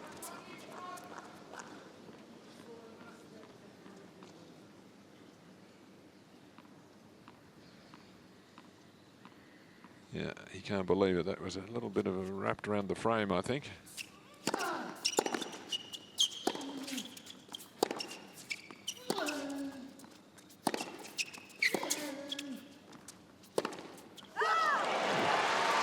Got the feel of a big advantage for Nadal. On the scoreboard, it looks that way. It is only just the 1 point against the server, though, but Berdyc really needs 2 good first serves in here, the next 2 points.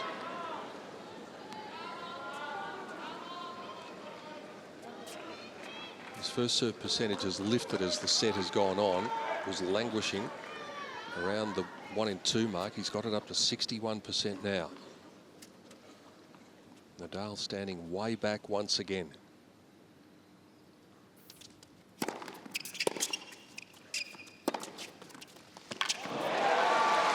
That's his trademark. Well, he missed one like that a couple of points ago. So good to see that he didn't back off there. That was the right shot. That's his 14th winner off the forehand wing.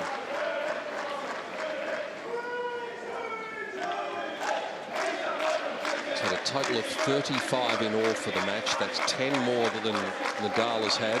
But he's also had 12 more unforced errors than the Spaniard.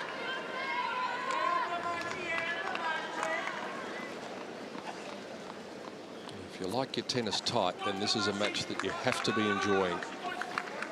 There's been precious little in it all the way through. It looked as though Nadal had the upper hand midway through the 2nd set. Berdyc got it back from him. We're still none the wiser after 2 hours and 20 minutes. Thank you. Thank you. 2-4.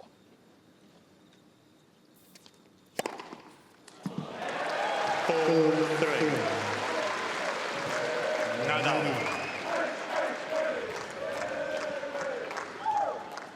High ball toss, but no problem. Win this evening. And on breezy days, he can get into trouble sometimes with that toss.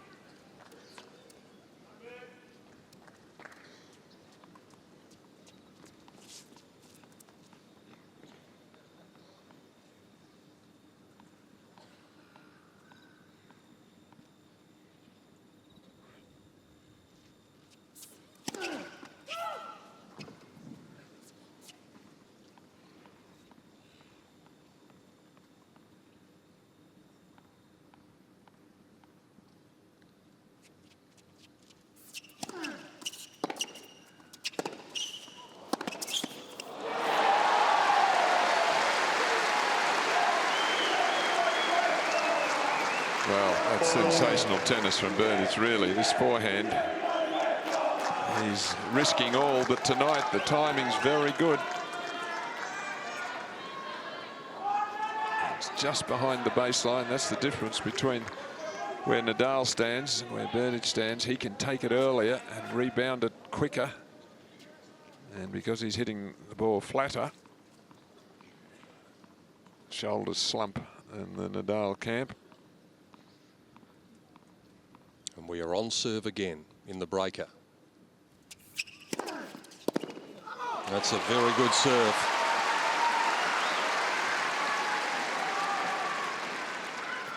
5-4, Nadal. Nowhere near his quickest, but beautifully placed and leaving Berdych all the time. The lefty serve down the tee in the deuce court.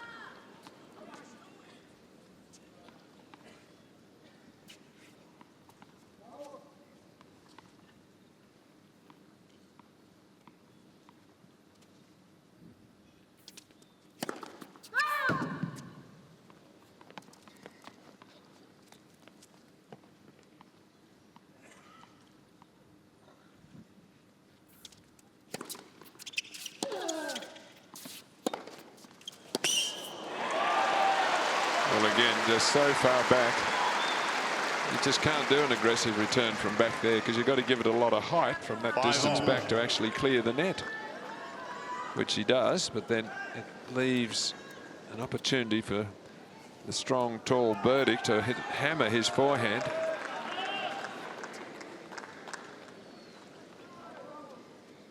There'll be a set point coming to someone after this.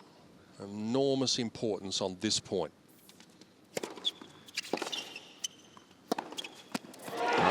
Again.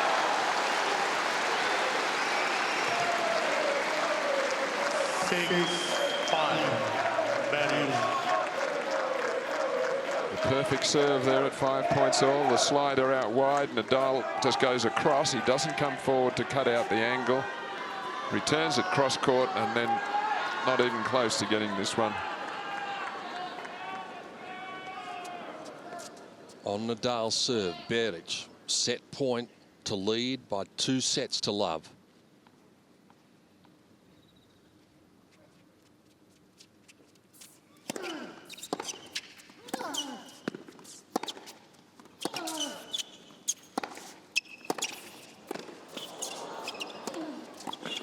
Oh, what a point. How well defended was that by Nadal? Well, Uncle Tony might go for the bottle of water, and you wouldn't blame him if he had something a bit stronger in there to calm the nerves as well. This is nail-biting stuff now. Well, he played it perfectly, Berdych, really, and just couldn't control the volley in the end. But again, great defence from Nadal. Could have lost that point several times. Just refused to be denied, though. What a fighter. Change of ends at 6-all.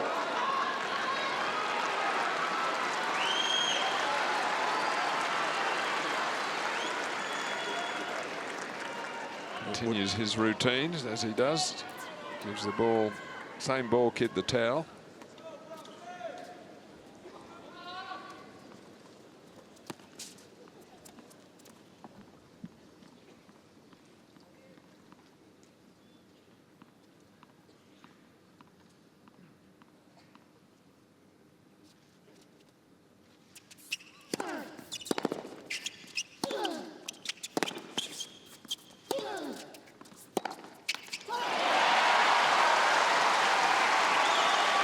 Both players playing as if their life depended on it in this tie-break. And for Rafael Nadal in particular, his life in this Australian Open Championship may be hanging on this point.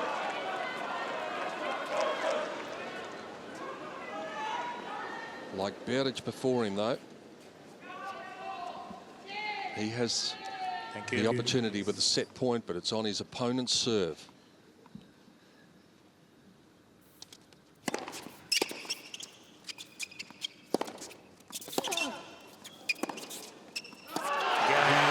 is level. 2 hours and 26 minutes. Berdyc is challenged, but there's no need to. The ball is long, and Nadal is going to level it up. Here's the result of the challenge. It was a mile out. And so we are going to 4 sets at least to get this decided in the quarterfinal.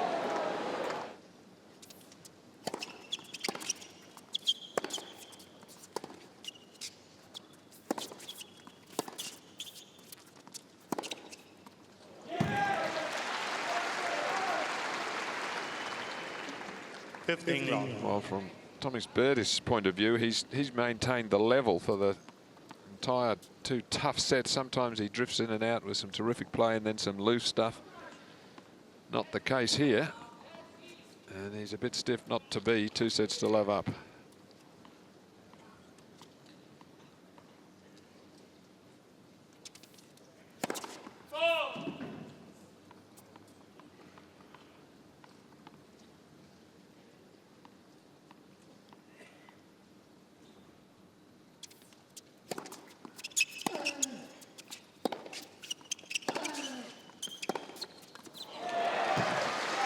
Well, that's classical stuff there.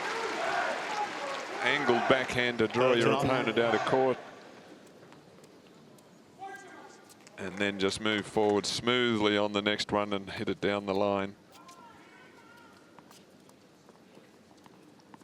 It must be said that despite the fact that most of the crowd are pulling for Rafa, understandably, they've been very respectful of what Berdyc has been able to achieve in this match.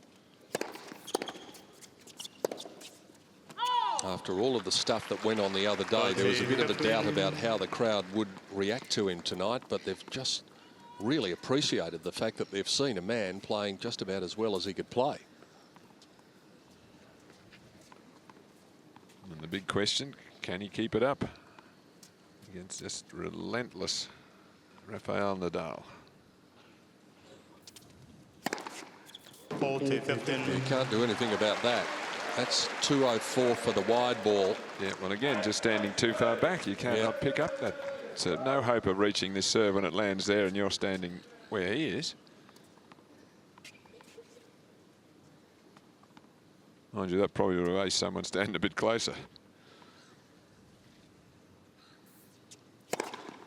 Again, Berdyc.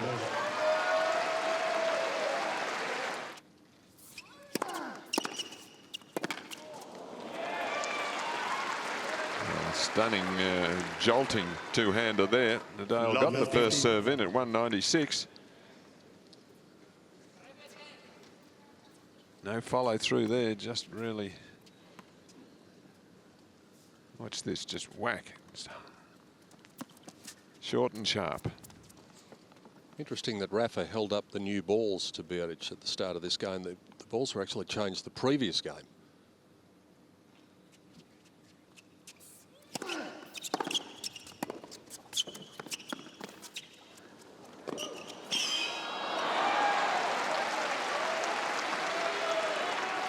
Just a little flex there. Oh, he's wincing after that little slide. Let's see if we can glean anything from this. Didn't notice anything. Did he skid on his heel a little bit? No, not really. But he did give it a little flex and then a little wince as he walked towards the back of the court, making sure that his opponent was not able to see his reaction with his back turned.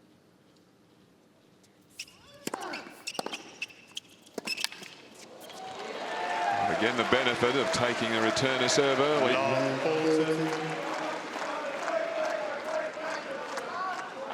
Some of this returner service position is what you'd see at Paris, at Roland Garros from Nadal. Berdyc assuming a more regular hard court position, more aggressive.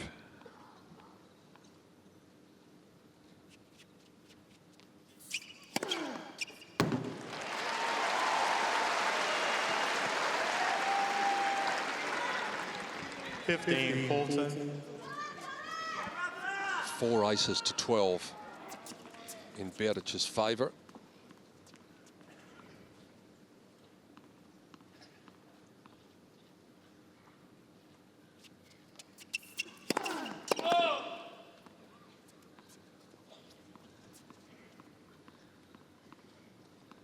He's had the amazing ability to fight his way out of difficulty on several occasions tonight. Not this time. Berdyc gets the big break, and he gets it early on. That's the earliest a break has come in any of the 3 sets so far. The leads by 2 games to 0.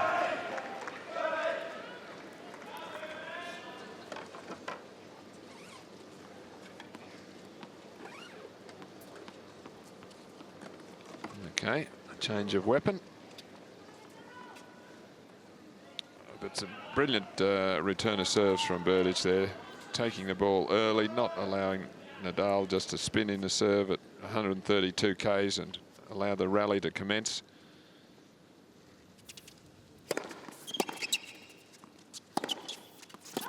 Lovely thing.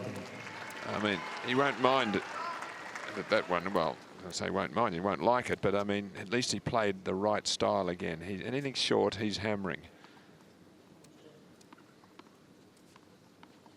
And he's going to miss a couple.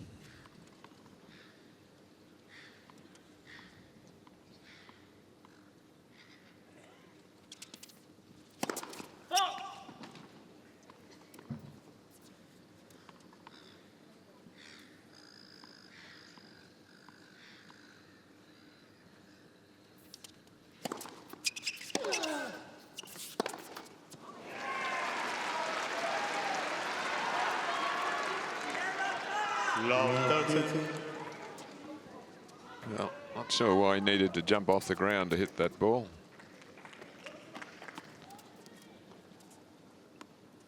Could have just stepped forward and hit it there without risking unnecessary movement. I know they try to think they'll get more power into it, I guess, but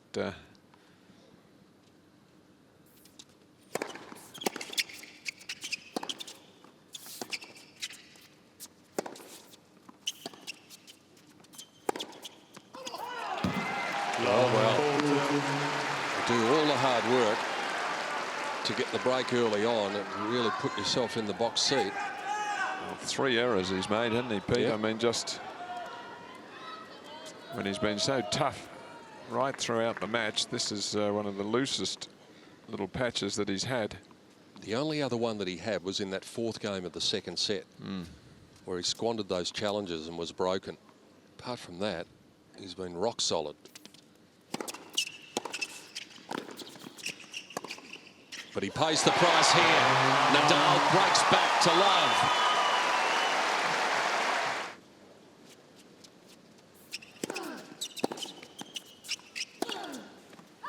Lovely. He reminds me in lots of ways, Rafa, with his fighting qualities of, remember the Black Knight in that Monty Python movie when they cut his arms off and they cut his legs off and he said, "No, it's just a flesh wound." Yeah. I think Rafa's a bit like that.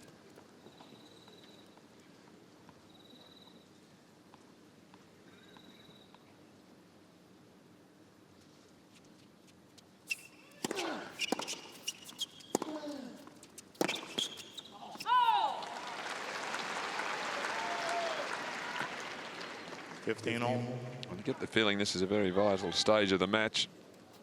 Berdych has just had a break, played a poor game to lose it. Now he mustn't let his level drop. He hasn't really so far in 2 hours 41 minutes. He's really played an extraordinary match. And he's just got to fight through it here and maintain it.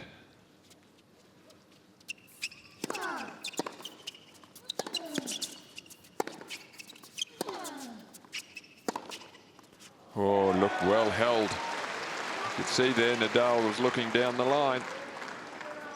15-13. This one here, it's got Rafa. You see the weight on his left leg. He was heading to that forehand corner. Didn't read that at all. And if you don't, these shots are hit so hard and flattish that not much time to recover. 44 winners to 27.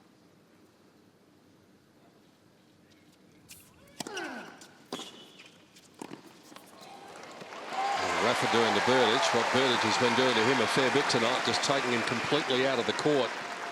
The 1-2 punch.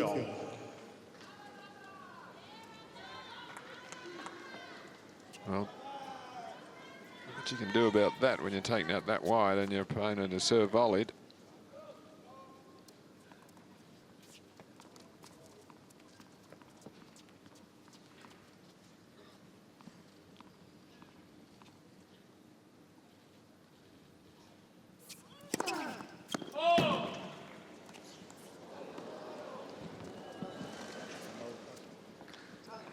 Nadal is challenging the call at the left serve line. Gee, I don't know, that looked well long.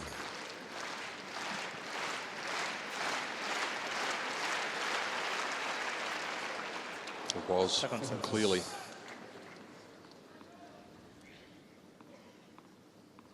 And Thomas got one for his trouble. I just feel as though everyone's aiming tennis balls at him. Not only Nicolas Almagro. 2 challenges remaining. Well, a bit of a let-off there. Again, not much on the second serve at 30 all.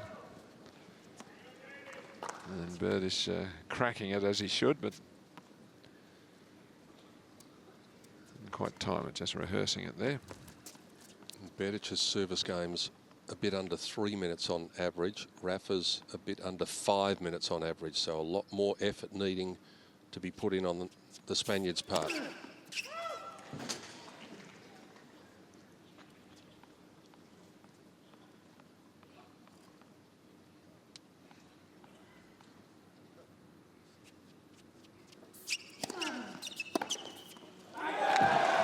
That's what he was looking for the previous point at 30 all. Just didn't try to hit that one quite as hard. Well, this is 140 in the hitting zone. It's got to be dispatched. Came back quicker. 141. You see there, he just keeps the racket travelling towards the target.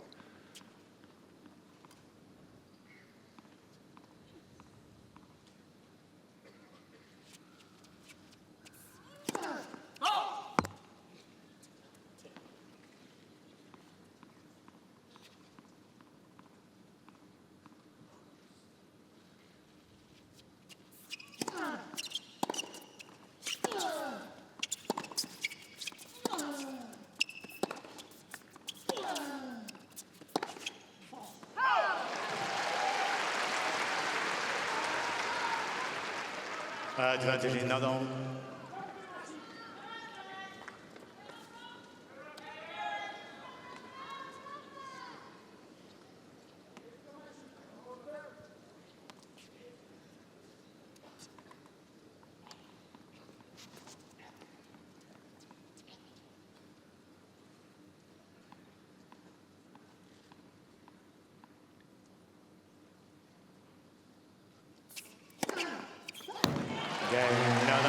We stay on serve then. Nadal really has to fight, but fight he does. What else would you expect? 2 games on. Well, having played an ordinary service game last time for Tomas Berdych, he's got to really knuckle down here. He's really played a very cool fashion in this match, very composed.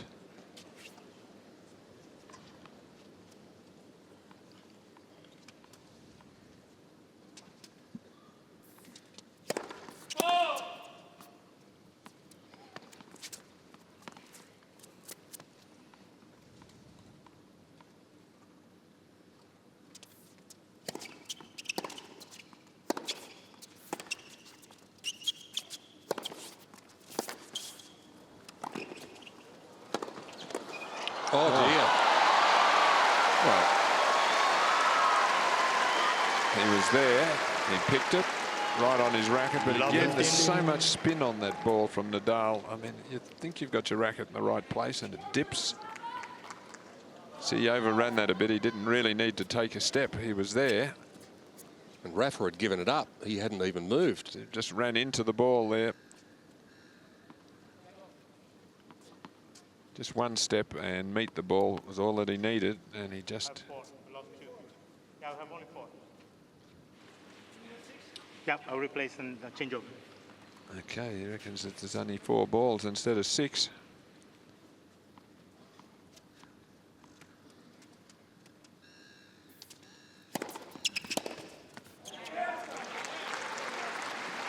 Which he wants the full 6. 15. You wait. I can replace now. Well, he should replace them He straight should, away. straight I can away. replace now. Because 4 Yeah. are all getting more used than if there were 6. Yep. Both players have got to have it equal.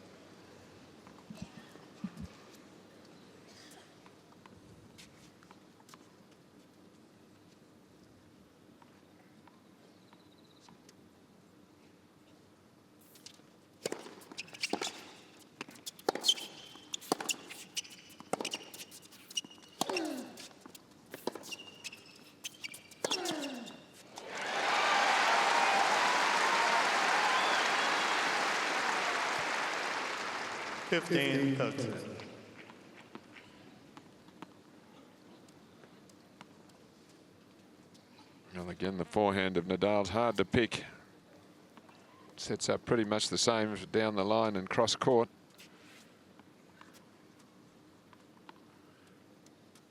You can see how much pressure there is on his shoulder and left arm with that follow through.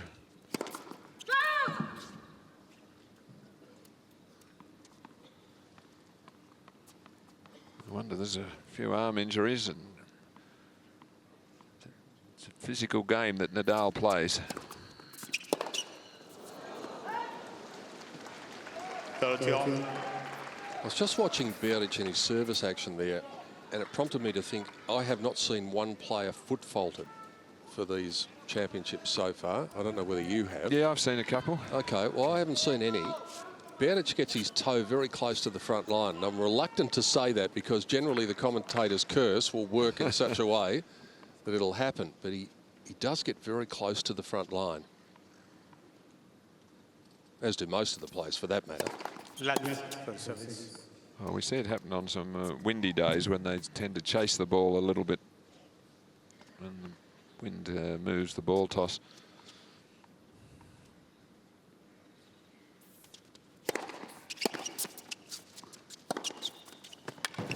That's his stock in trade. We've seen that a lot.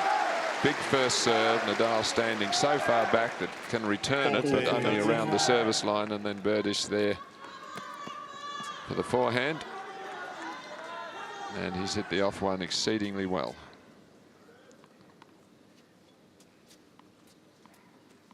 "21 forehand winners now from Berdyc. Oh, Berdyc challenged the call at the left baseline. no, that's risky. And umpire was undecided. He thought it was going long because he had a play on it.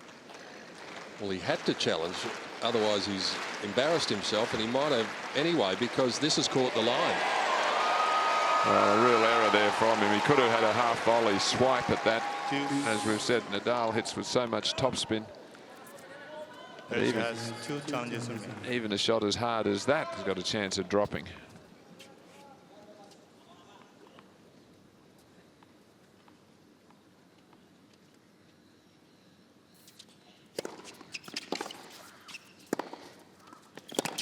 Well, there it is again. Advantage Berdyc.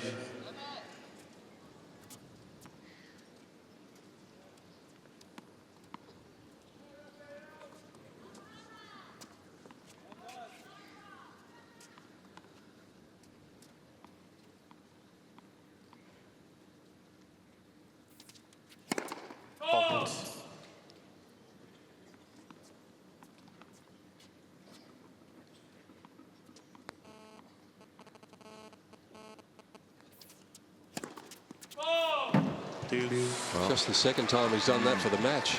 We did say after leading 2-love and back to 2-all, this is a critical stage. He's just got to maintain the level here.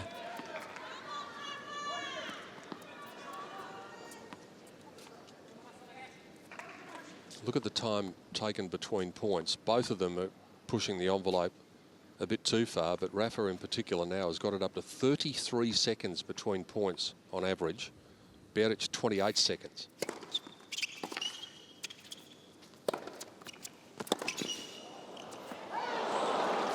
Advantage Berdyc. Well, again, hard to hit a passing shot from 5 metres behind the baseline.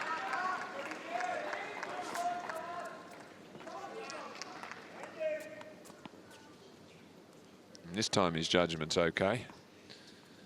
Tomas Berdych.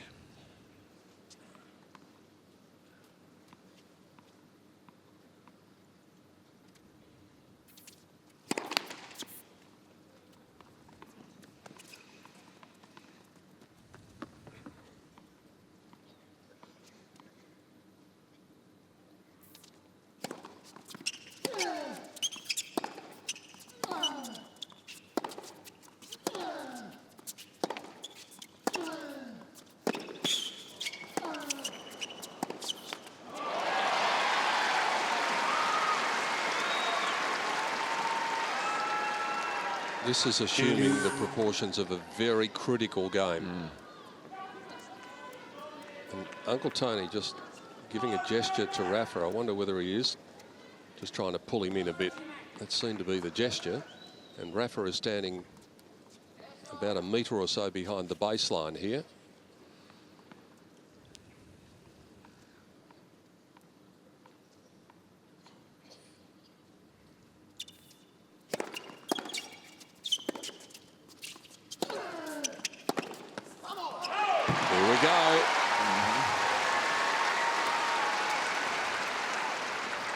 Advantage Nadal. Certainly a much more aggressive return from that point on the court.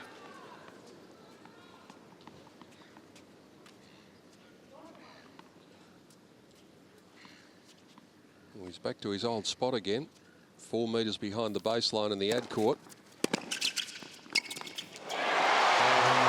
Good enough to come up with the break, though.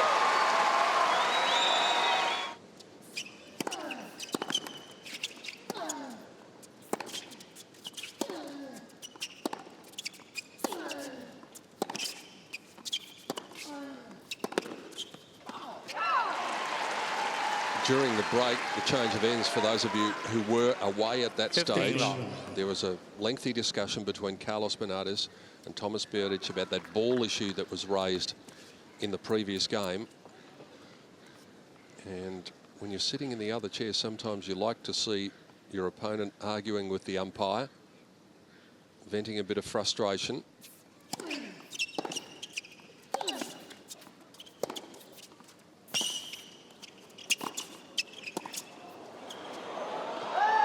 Just long, nearly let him off the hook. But sometimes, Alan Stone, that can be an indicator that the player is just not concentrating on the things that they should be concentrating on, and they're starting to get very frustrated with the whole thing. Well, I think he wouldn't have made too much of a fuss over it if he hadn't lost his serve. That's irritated him as well, so he's picked on the fact that there was two balls short, and he could have got it replaced before the end of the game, but he elected to wait.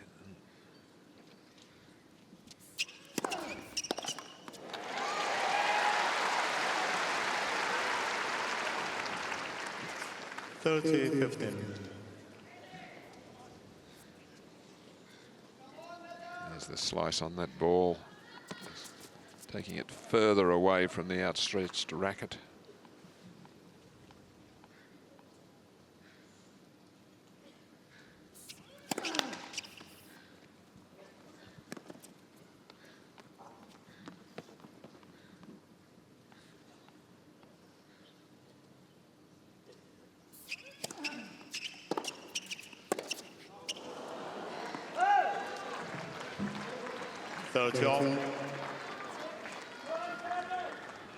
Both players really struggling when their serves have gone into play here in this third set. Nadal's first serve points won percentage is 50. Second serve points won percentage 40% when he's called on the second serve. And Berdyc is 43 for both. So just at the moment, it's the returner who is getting on top.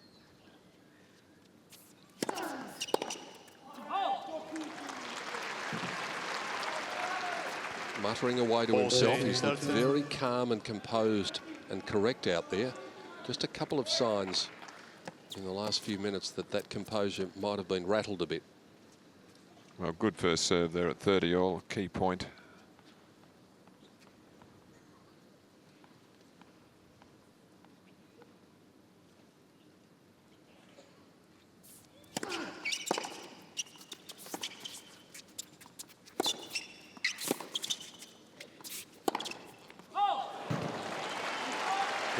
Nadal.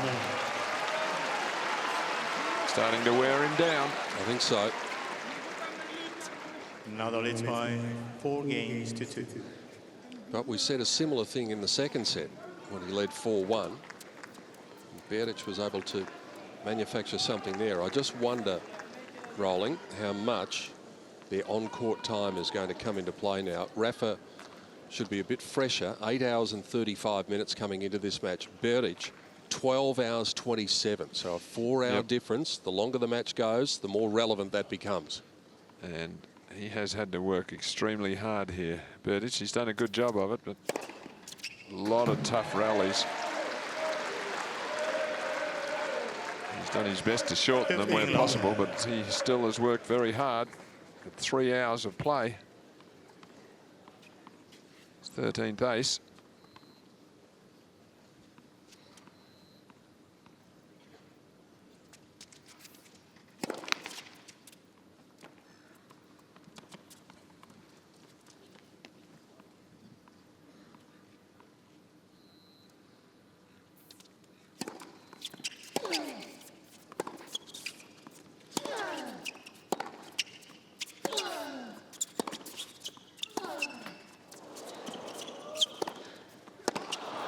Nadal is challenging the call at the left far side line.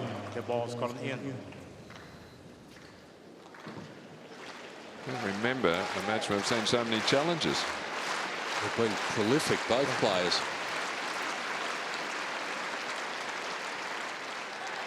He's right this time. 15 all. He was very confident there, challenged immediately. Didn't need to look at the mark or find a mark. He knew that one was wide.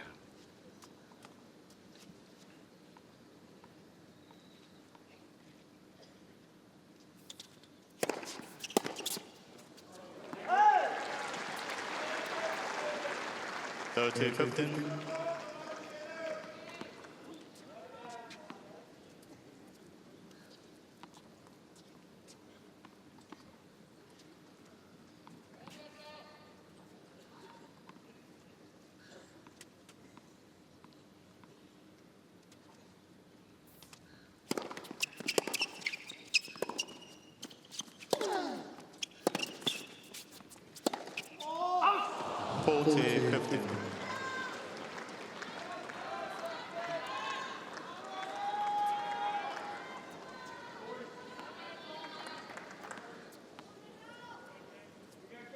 Oh, he got all the timing wrong on this one.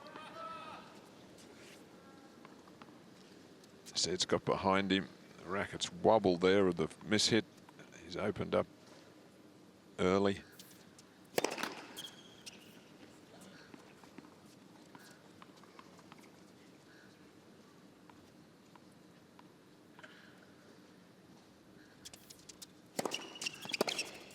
Good. But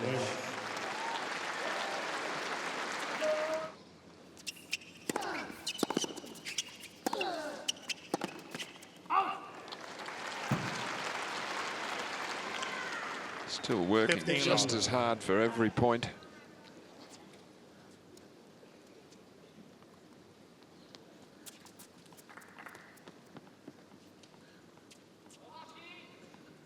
It's just a remarkable follow through. That loops it round his neck, or over his head rather.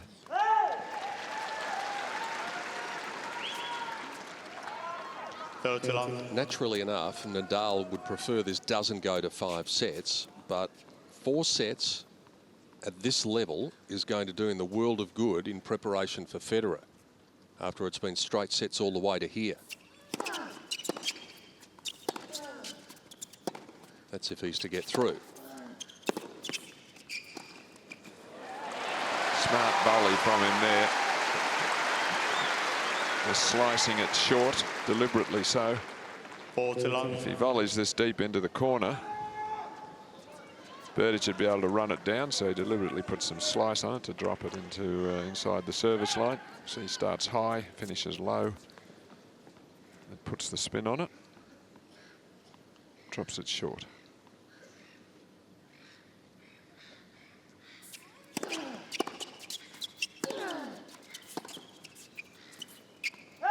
Again, Nadal. Love game for Rafael Nadal. He certainly seems to have the momentum and the upper hand just at this stage. 5 games to 3. 5 games The to pressure 3. now on the arm of Tomas Berdych. Maybe there are just a couple of signs that he is starting to feel the fatigue of being on court for 12.5 hours plus the 3 hours and 7 minutes of this match. Another thing that'll be playing on his mind is he's lost the last 9 as well.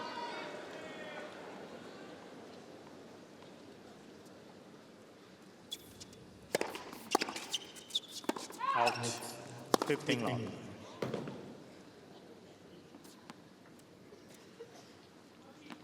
I mentioned before, this will be the first time that they will go to 4 sets. They've only played twice in Grand Slam play before, both of them at Wimbledon, including the final in 2010, and both of them won in straight sets by Nadal.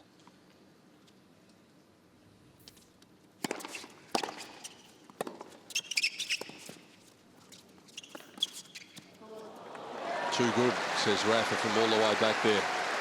Well, it was well disguised. He was shaping up as if he was just going to chip it down the 3 to line. love. And at the last moment just slides the racket underneath the ball to just a little chip it over. I think it bounced about 6 times before Rafa was able to kick it away.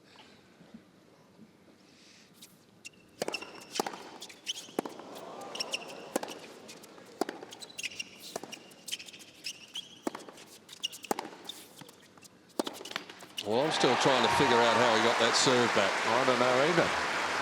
It was right in front of him. Somehow he pushed his racket out in front and hit it like it was a windscreen wiper on a car.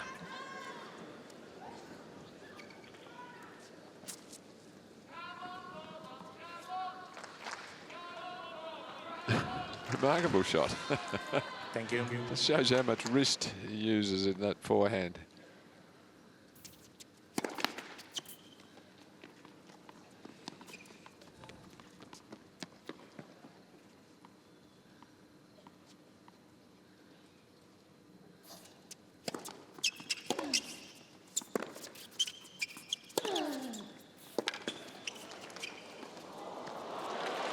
Nadal really pressing here. Berdyc goes flying away towards the photographer's pit. Well, again, an appropriate shot. 30 all. Ball landed just awkwardly, this one. Nadal just hooks it sharply. Again, if he'd hit it deep, Berdyc's got to run it down.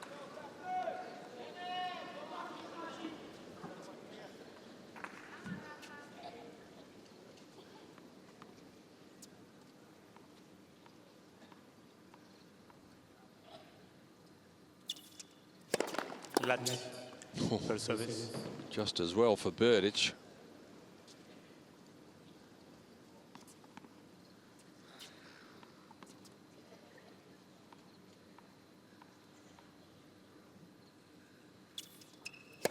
Lat. First service. Umpire is connected to the net cord with an earpiece which emits a beep that only he hears.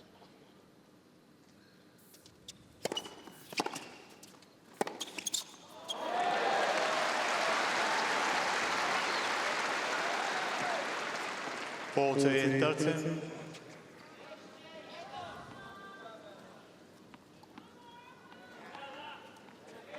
Well, he's really hit his forehand well. Hard and flat. 22nd winner.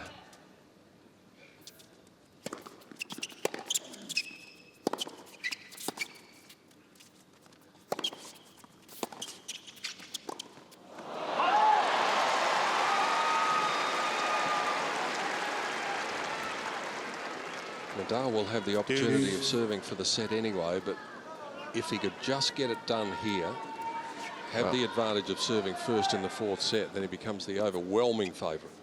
You can see there that he's just not a natural volleyer. He's quite good, but not a natural volleyer there. I mean, that was way too big a swing at that ball.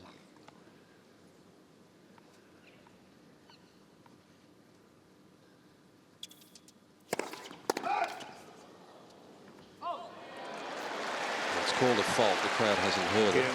Thank you.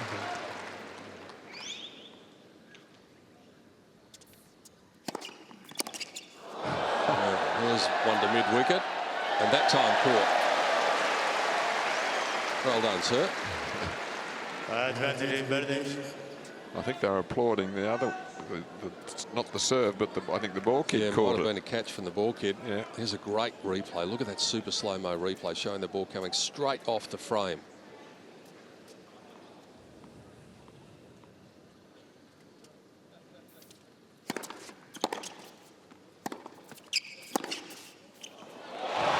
In the corner.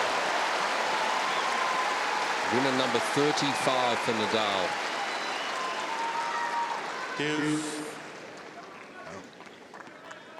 Again, it could have been a bit closer to the line there. I mean, Nadal's onto it pretty quickly. He's nicely balanced, had the time there. Wasn't put under pressure by the approach shot.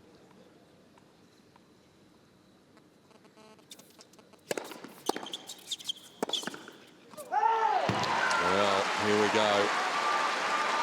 Nadal with a set point to go to a 2-1 lead in what has been such a tight match. Now it looks as though it's just starting to break open a bit for the number 2 seed. And remember, he was down 2-love in this this third set. Yep.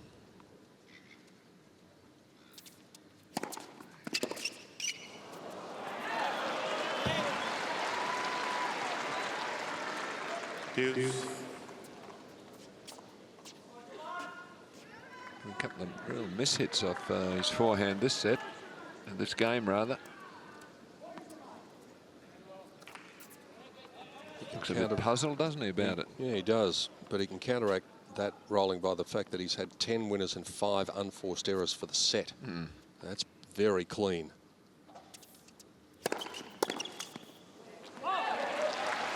Big serve when needed. 2-15. Cain, Berdyc.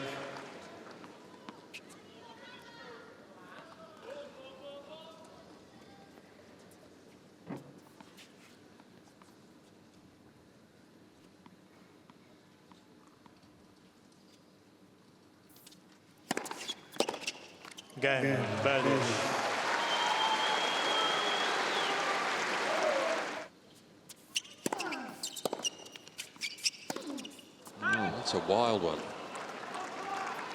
Well, he got the first serve in and the shortish reply. Very loose shot from him. Well, he's not immune to feeling the pressure of trying to take a 2-1 lead, serving it out here.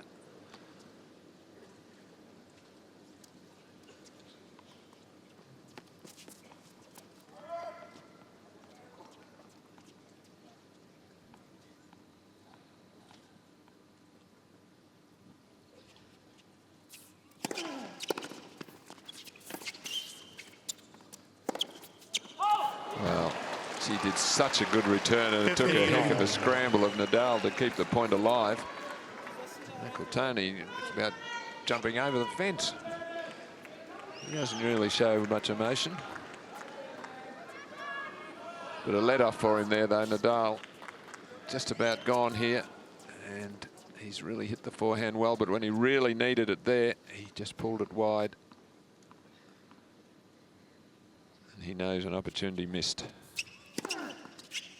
That's a beautiful serve from Nadal. 167 kilometres an hour, and simply no way that Berdyc could get anywhere near it. Well, the left-handed slice serve comes around the side of the ball. And the ball just spins away through the air and when it lands as well.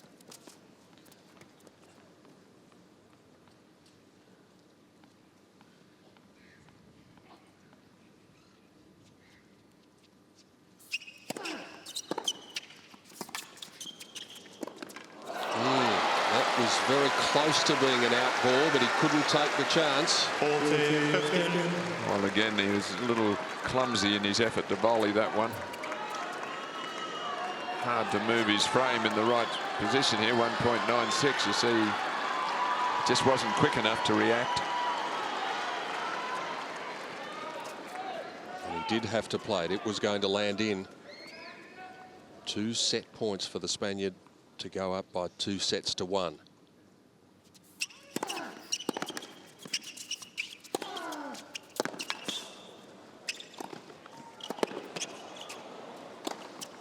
This is going to be a test of the resolve of Tomas Berdych now.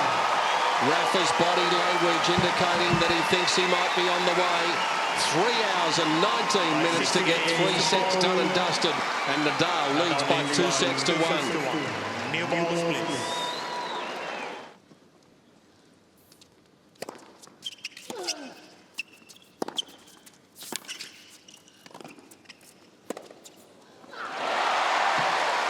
Smart shot there from Nadal. It was low. He knew it was a difficult ball to try to pass. So just a little chip shot. And then quick off the mark. He anticipated where this volley was going. And he's there easily.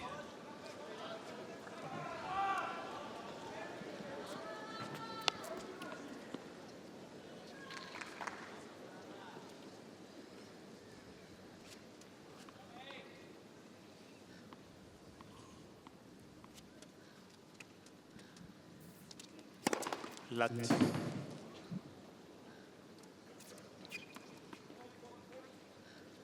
First service. Nadal is challenging the call at the left force line. The ball scored in.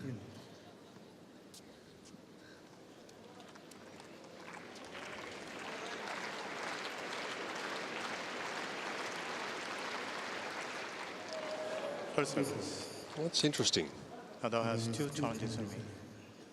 He must have been absolutely certain that was wide, and he can't believe that it touched the line.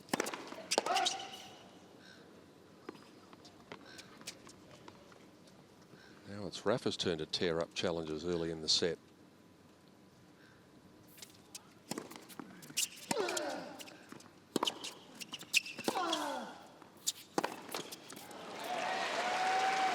Would be a huge psychological blow, I think, rolling, if Berdyc would have dropped this opening service game of the 4th set. Well, got to be there thinking, I've played pretty well tonight. What do I have to do to beat this guy? He has played very well, but as we said, his level just dropped off a little as Nadal's continued to improve.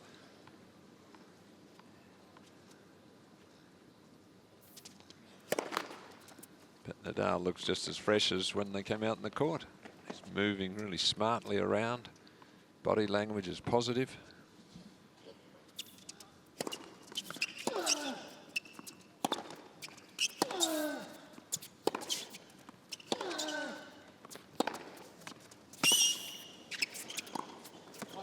And well played point there from Berdych. Try as Nadal might. He couldn't quite stay in that rally. Now the key will be that second set when he had a set point. Tomas Berdych in the tiebreak and played a fine point.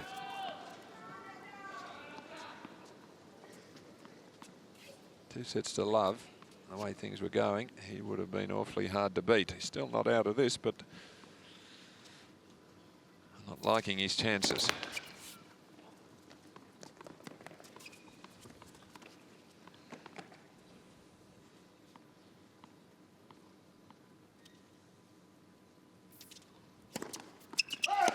Important.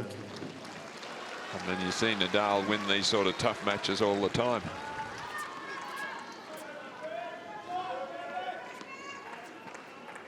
Where he's just relentless.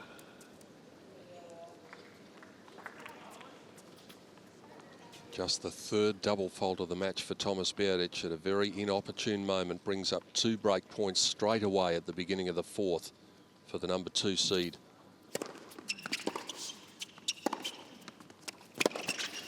He's on a roll now. At the full run, Nadal brings Uncle Tony and quite a few of the crowd to their feet.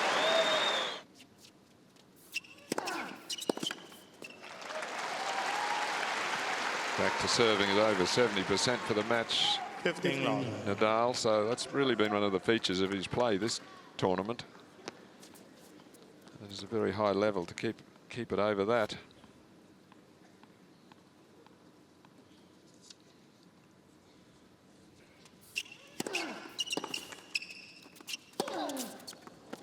Correction.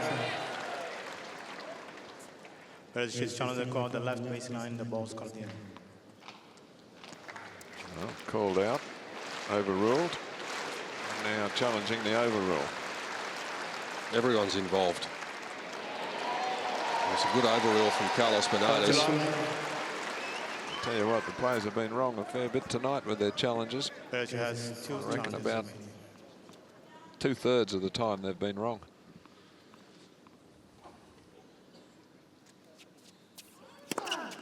Faulkners. I think the figures from last year showed that 27% of challenges were overturned.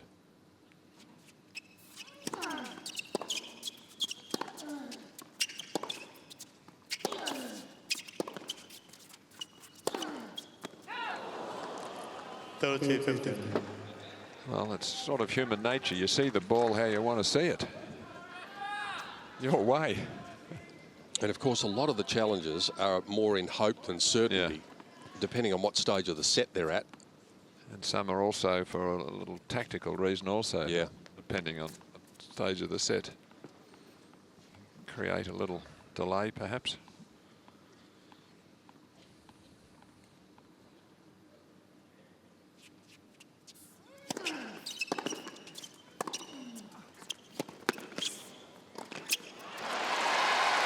Well, so quick to seize the initiative when he saw it created the opening. He's waiting, I think, to see if his shot was going to go in.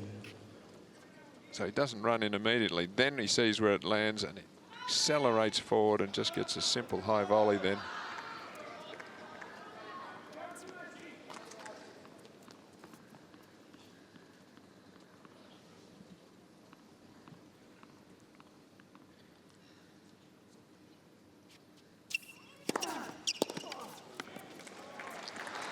Nadal. Very solid game by Rafael Nadal. Consolidates the break.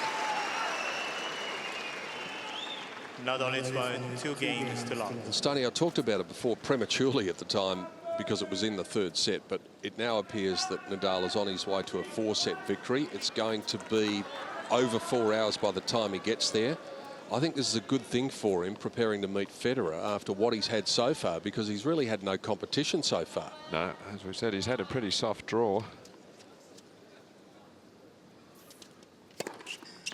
Well, Federer's had a pretty good draw too. He had to play Del Potro today, and he played really very 15 fine match. love. But he's had a walkover and a couple of easy matches. So he hasn't been extended.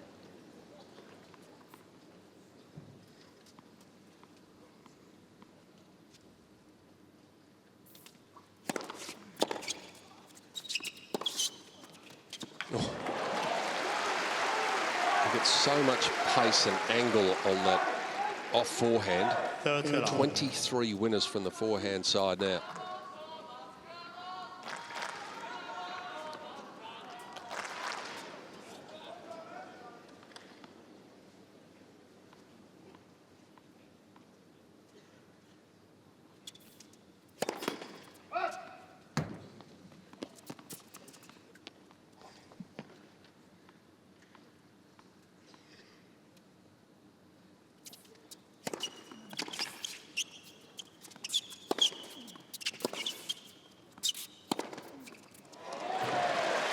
And the number continues to grow. 40 love. He looks a bit resigned to the result, I think, the coach. He's hitting them quicker now. 164 off the deck, if you don't mind. Good evasive skills by the line judge.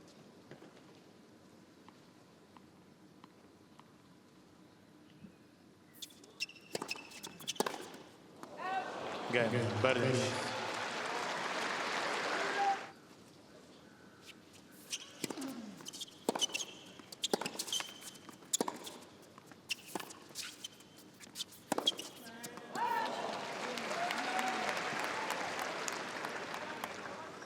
15 long.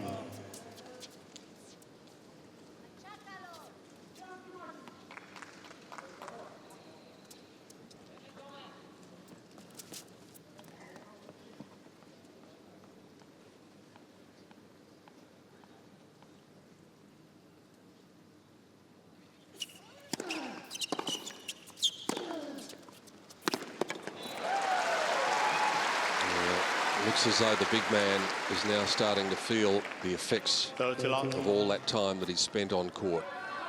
Probably half a step slower, and you wouldn't blame him after 3 hours and 35 minutes.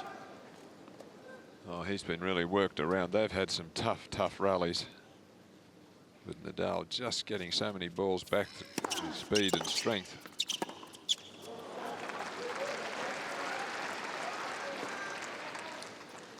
Well,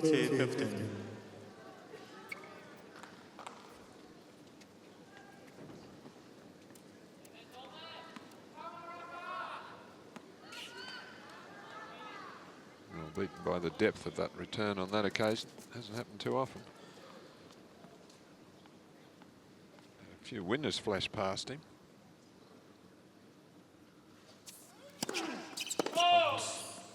If he gets his racket on the ball, he usually gets it back.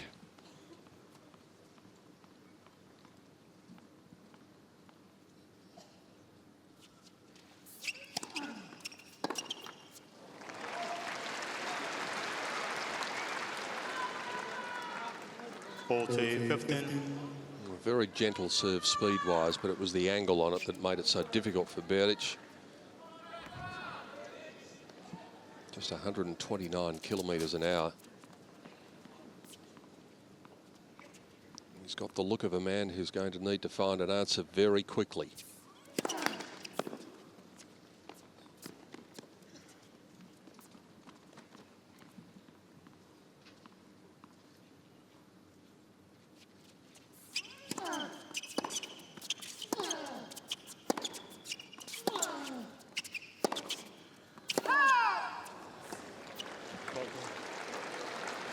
Berdyc is challenging the call at the left near sideline. The ball was cut out. Wry smile towards his support staff. Well, this time he's right. Great play point. 40-50. She looks up and says, "Are you serious?" I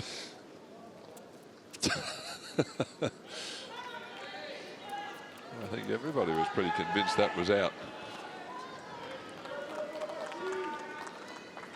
Except the thing that counts. Yep.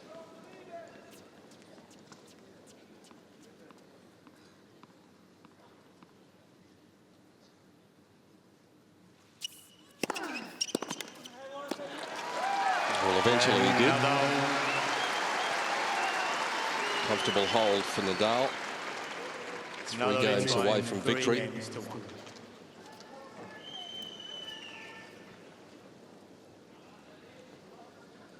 Hit this serve well tonight, the slider.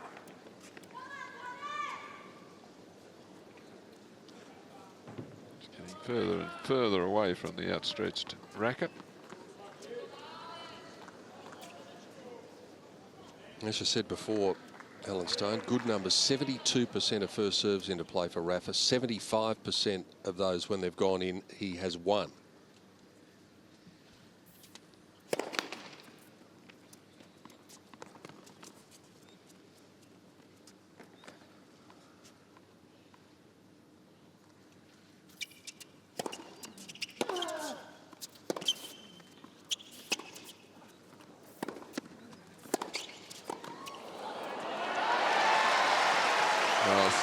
So hard to volley that ball that it's dipping at you like that with the top spin that he gets on it.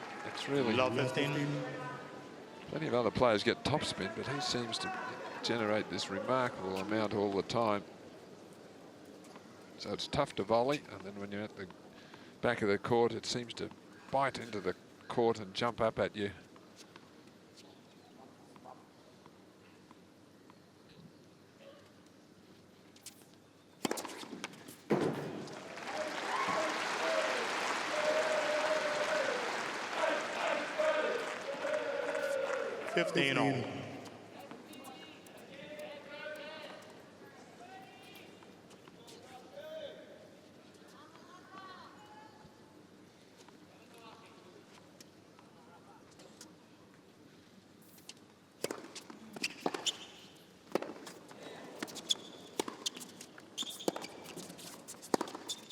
How about the depth from Nadal there? That was amazing. Well, you just can't deny him. I mean, just amazing 15 competitor. 30. Hit the Just about baseline there. The toughest player you could ever imagine, really. Nearly hit the baseline there. And then put it about 6 inches from the baseline with the third shot. There's no fighting that. Well, there's that position that he's occupied for a lot of the night, even behind the Melbourne sign, which is about 4 metres off the baseline.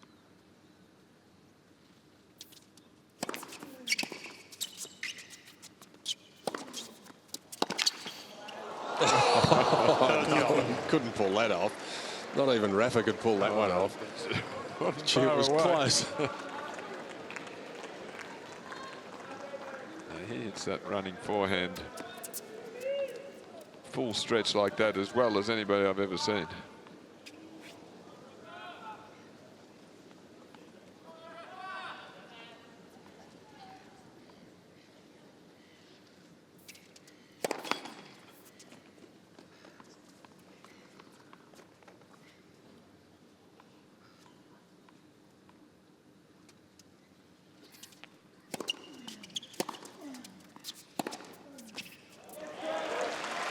That's really been a great shot for Berdyc tonight. That off forehand.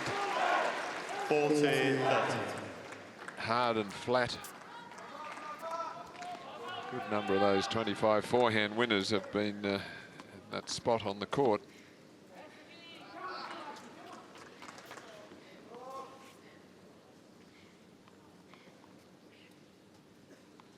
That is keeping your eye on the ball.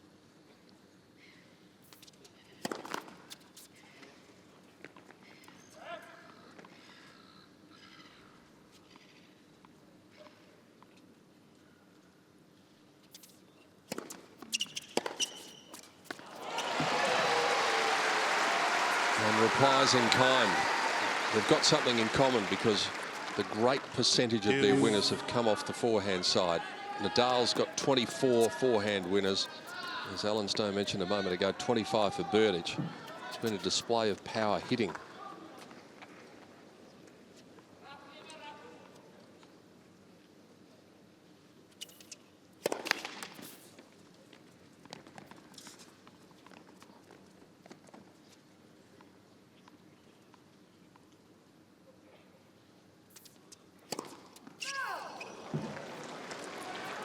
Well, this is effectively match point.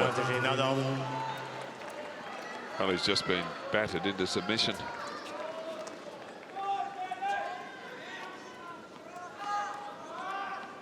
And he served 4 doubles.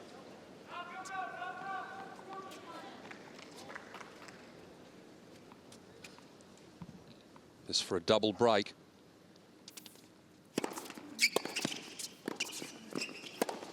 And the serve and volley. Had to do something. It's getting desperate.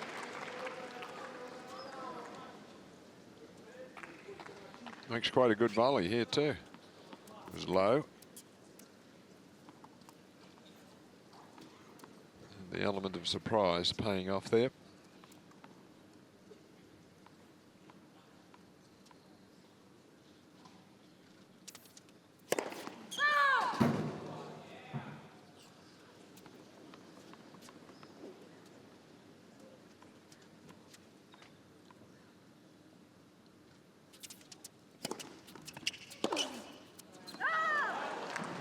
Advantage Berdych.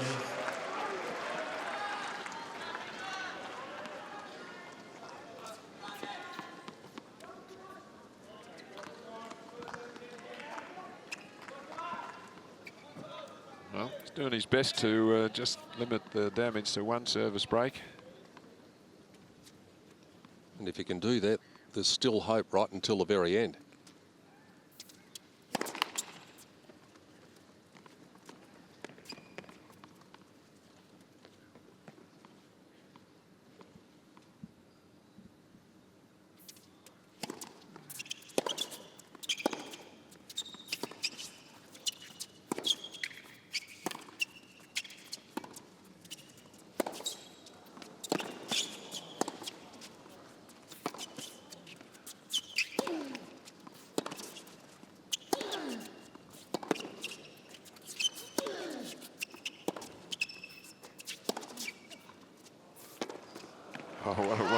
short angle to finish it off. He really softened him up there. Rafa's dad looks pretty impressed, but he's seen it all before. Just have to marvel, though, that his work rate, really, every single point. Well, that's the thing that's had so many people worried about his physical well-being over the years, because he just hammers his body in every match that he plays.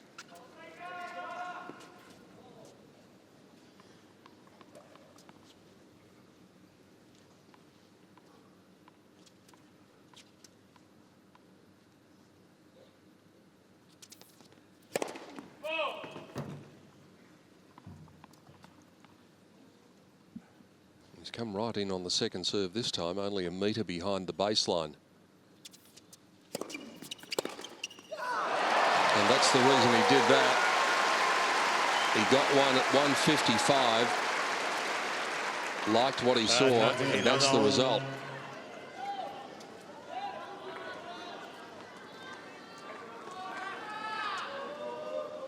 Well, he can't even react in the slightest, Berdych.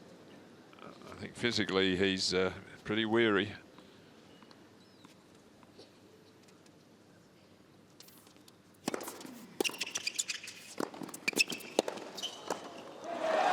And again a serve volley point on the break point.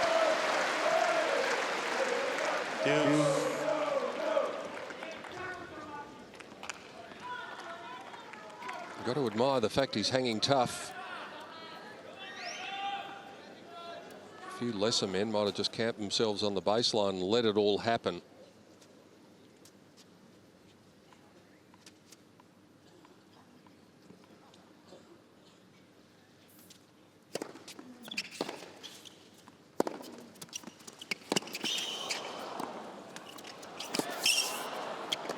Well, I don't think you can believe how hard Nadal is running. It's just amazing.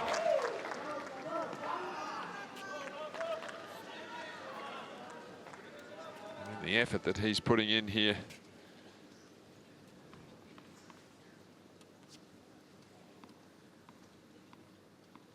Had to play about 3 more shots than normal to finish the point.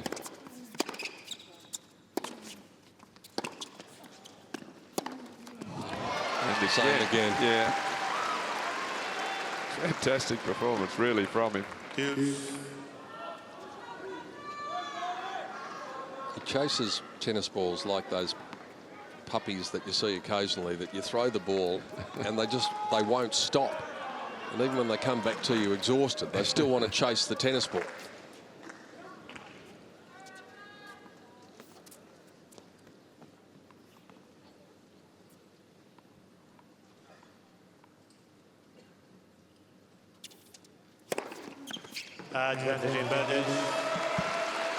That's not bad for deep in the match. 211. He's up to 16 aces now.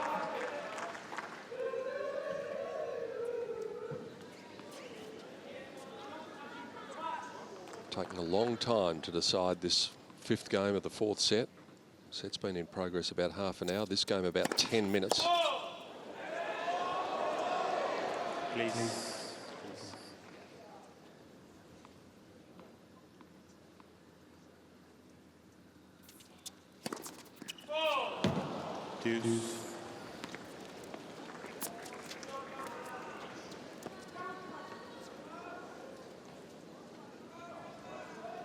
Noticing, feeling his right hip area there. Yeah, well, he's been stretching that just about at every sit down.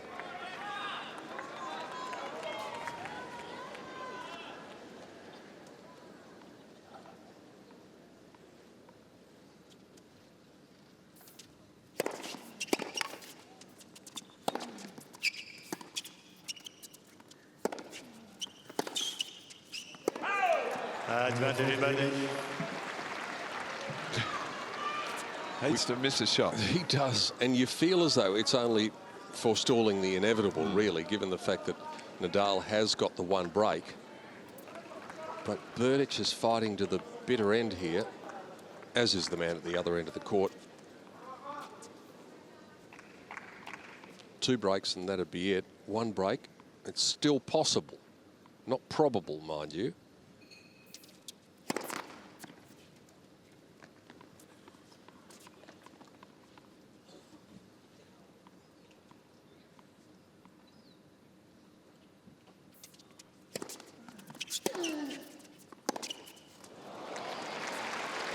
And so it continues. A very tired-looking shot, that one. This is the 7th deuce of the game.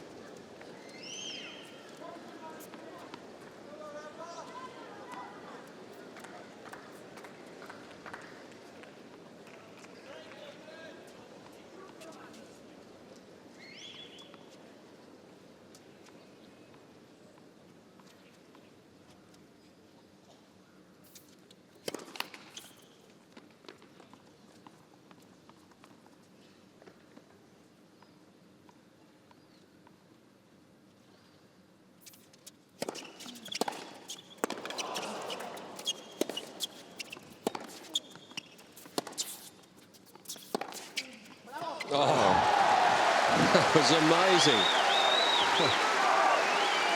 Nadal's return was unbelievable. The reaction to that shot was quite extraordinary from Berdyc. Well, he's found a bit extra there, an inspirational point from him. Let's hope he can back it up here and hang on to his serve. He deserves it after this effort.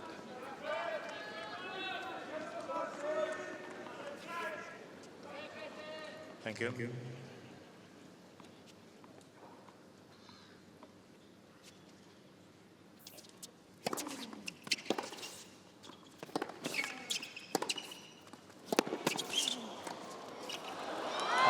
It's just wide. It was called from the chair, and after about 13 minutes, finally the 5th game of the 4th set is decided, and after all of that, Tomas Berdych is still down a break.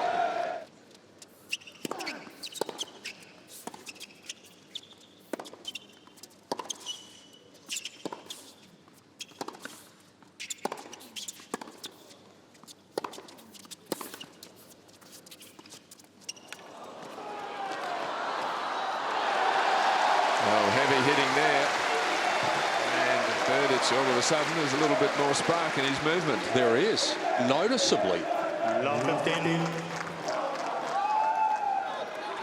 Very good drop shot. Nadal just puts his head down and charges.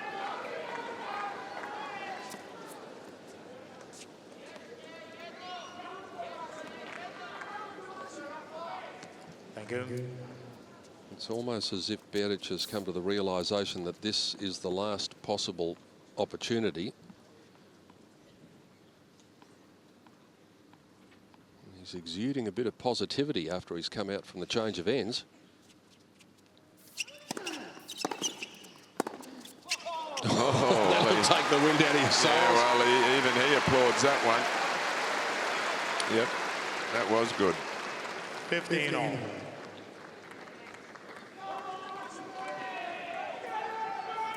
Happy with the return, and Nadal just holds his ground and half volleys it for a winner. And the acknowledgement.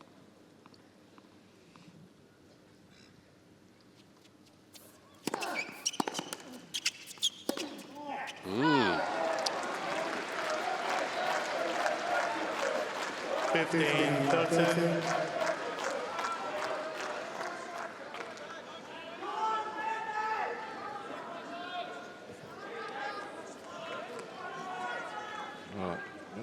Bowled with that shot, really. He was really pushed back. Surprised he didn't really loop that back in a more defensive manner.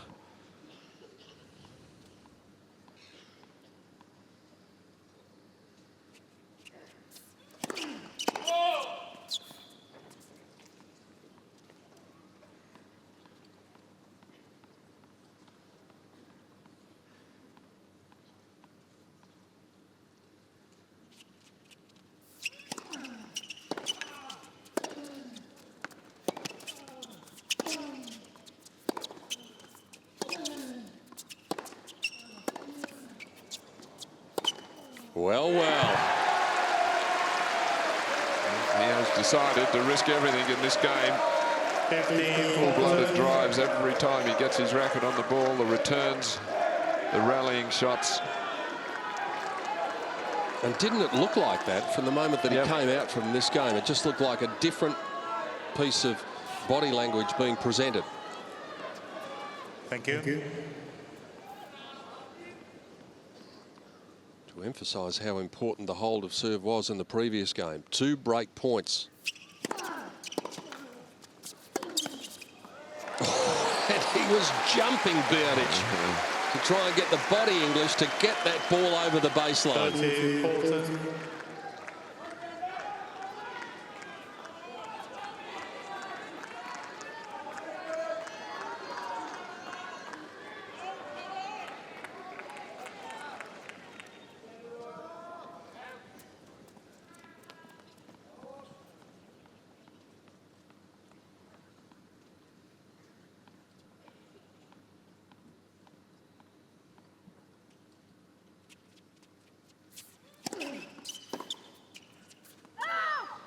The challenge. Challenge the call at the left parcel line. The ball Well, was called. Rafa's going crook about this, and I don't blame him, because that seemed to me to be a bit of a delayed challenge from Berdyc. I think he had a bit of an each-way bet. Well, it's a grey area, I've got to say. Second set. They just do not challenge immediately as they're supposed to.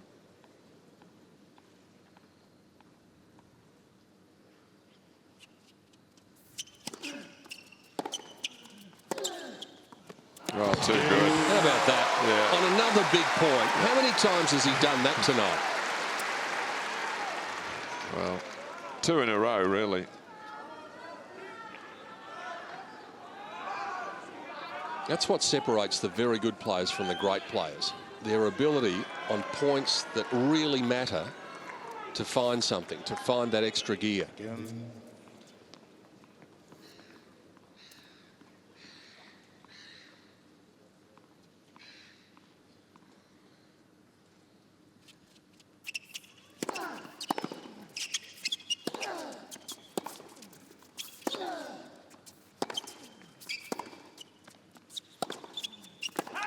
Advantage in Nadal. Again, working hard to get the ball onto his forehand where he can control the points. Nadal's backhand's solid and pretty reliable, but it's the forehand that does the damage. Very hard to keep the ball away from it. So the match ticks into its 5th hour.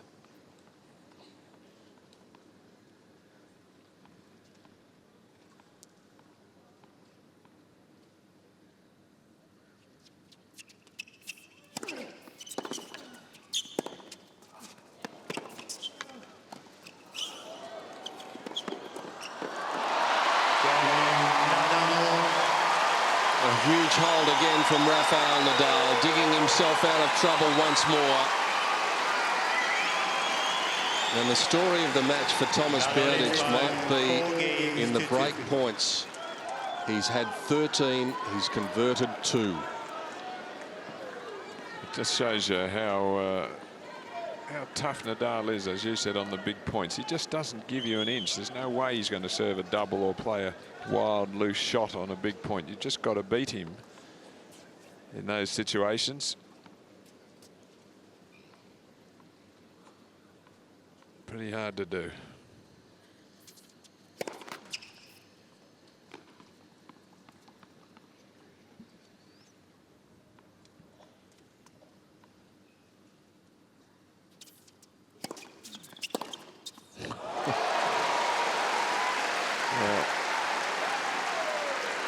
Just ferocious, some of these forehands now. Love 15. He's actually overtaken Berdyc in the forehand winners department now. He's got him by 3. Racket head speed there as he just throws the racket head at the ball.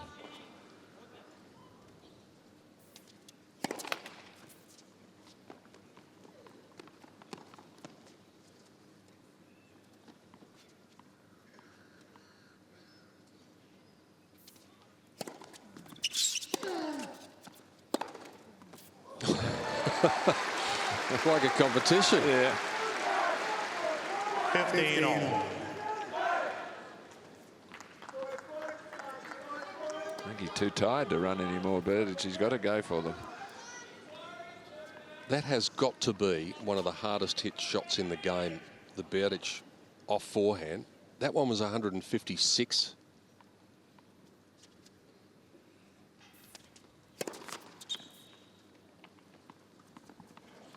Hasn't served as well this set.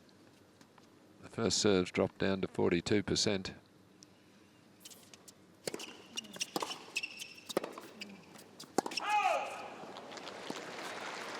Be worth a look.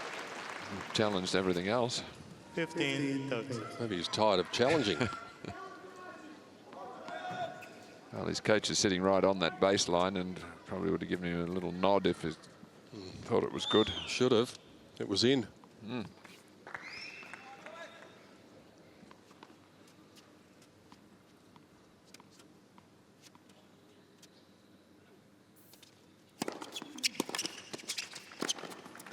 So's that. Oh, a bit of life left in the legs. He really accelerated quickly in for that volley.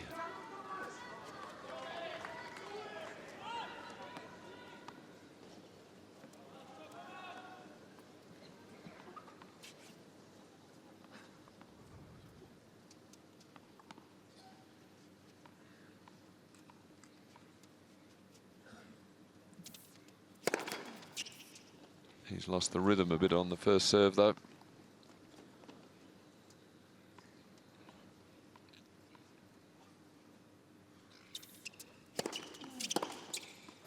And again.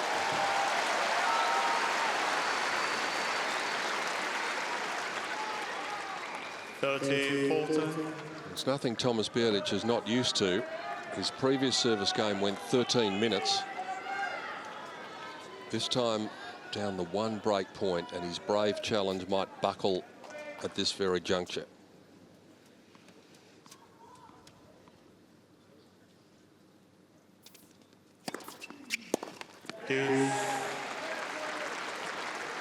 He's really done a great job of having it in.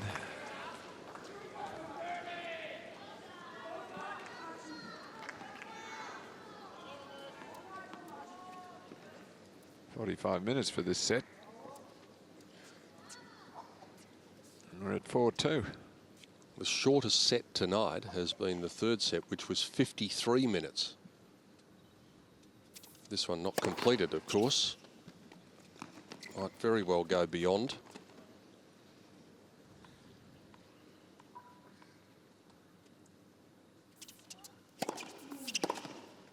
Well, he's done that 3 times in this game. Well, he's just from standing way too far back. He's now well inside the baseline. So see where he takes that. Huge contrast to where he was returning some of the serves from in that third set.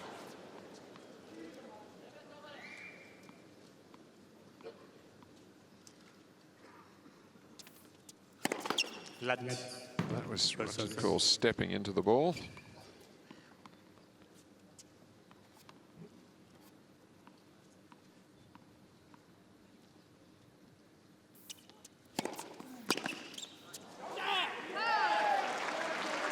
Might be in for another 13-minute game the way this is progressing.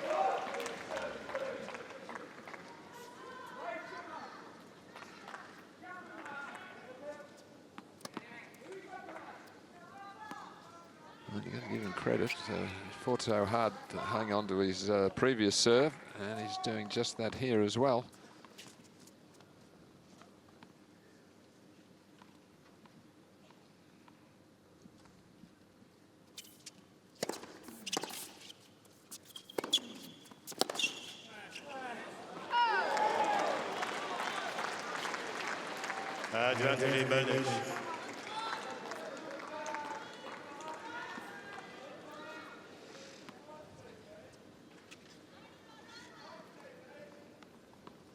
Good positive play from him there. And he wasn't sure where that miss hit was going to go. He's relieved.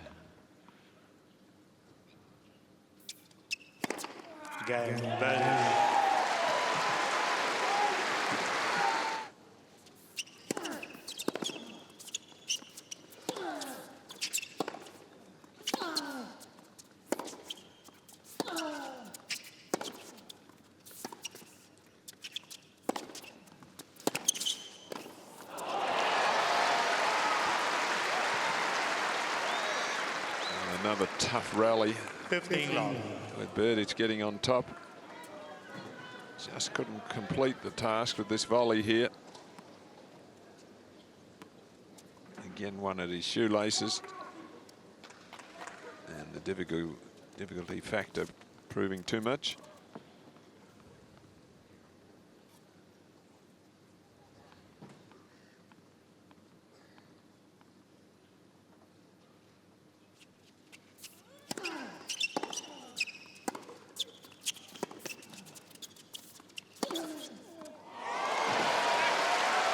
Once more, Berdych trying to use some body language at the back of the court just to get the ball out, but it's not working for him. It's just a devastating shot, this off forehand. The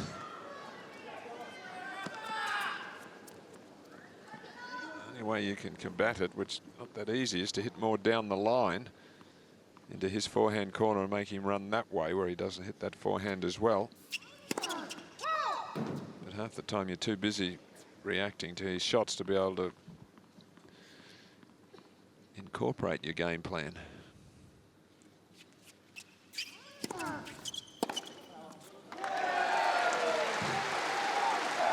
Well, he did it there. Yeah, 138. Got the treatment. Probably deserved it.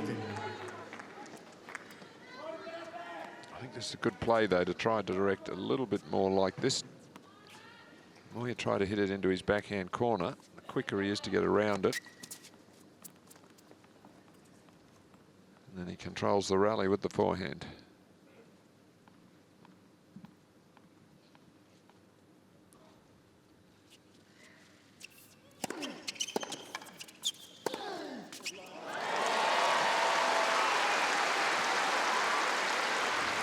The level of this match has really been maintained for more than 4 hours.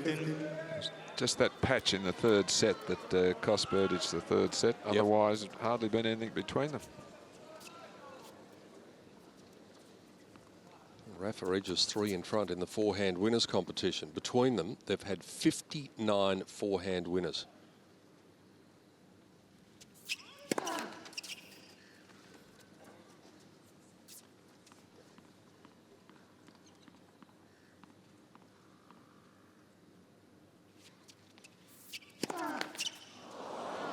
That's the second time only he's done that in the match. 14-13.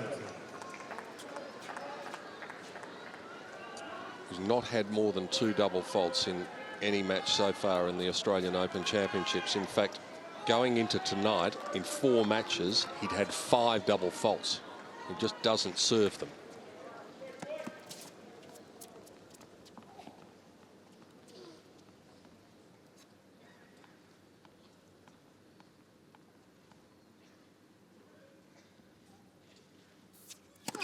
Latte pursuits.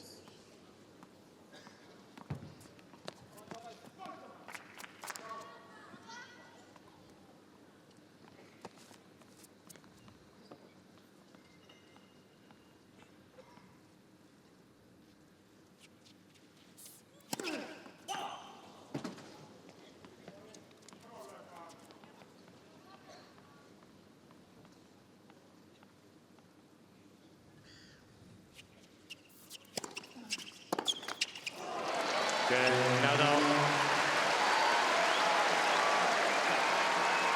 So we arrive at the last chance for Tomas Berdych. Nadal leads by 5 This games game to 3. and the next game, if there is to be one. The equation's simple. Hold your serve, make Nadal do it himself, and then go all out.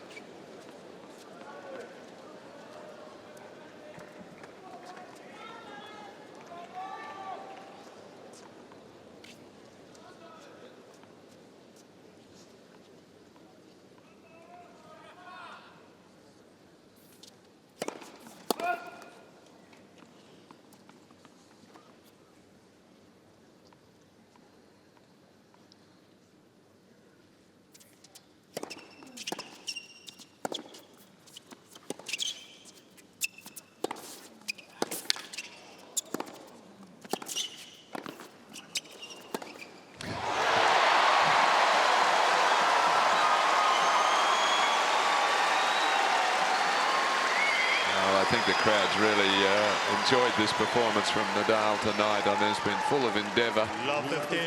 And just some classic passing shots, leaping off the ground there as he hooks that one in. Berdyc, no idea where it's going to go. In fact, he did. He thought it was going the other way. That's where he was headed. And the response from Nadal is another winner. Flies off his racket.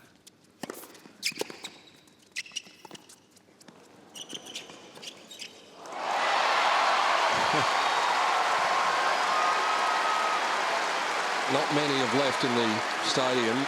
We're right on midnight now. And why would you leave when a contest like this can keep you enthralled for more than 4 hours? It's been about raw power at times. It's about touch from two very powerful athletes. Athletic ability to just keep on going on such a hot night.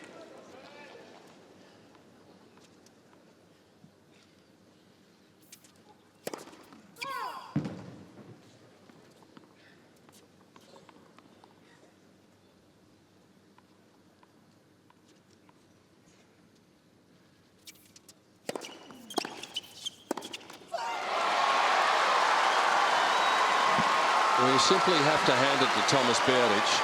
He has hung in there. It's been a quality that he's not been known for throughout his career, but this is a new Tomas Berdych.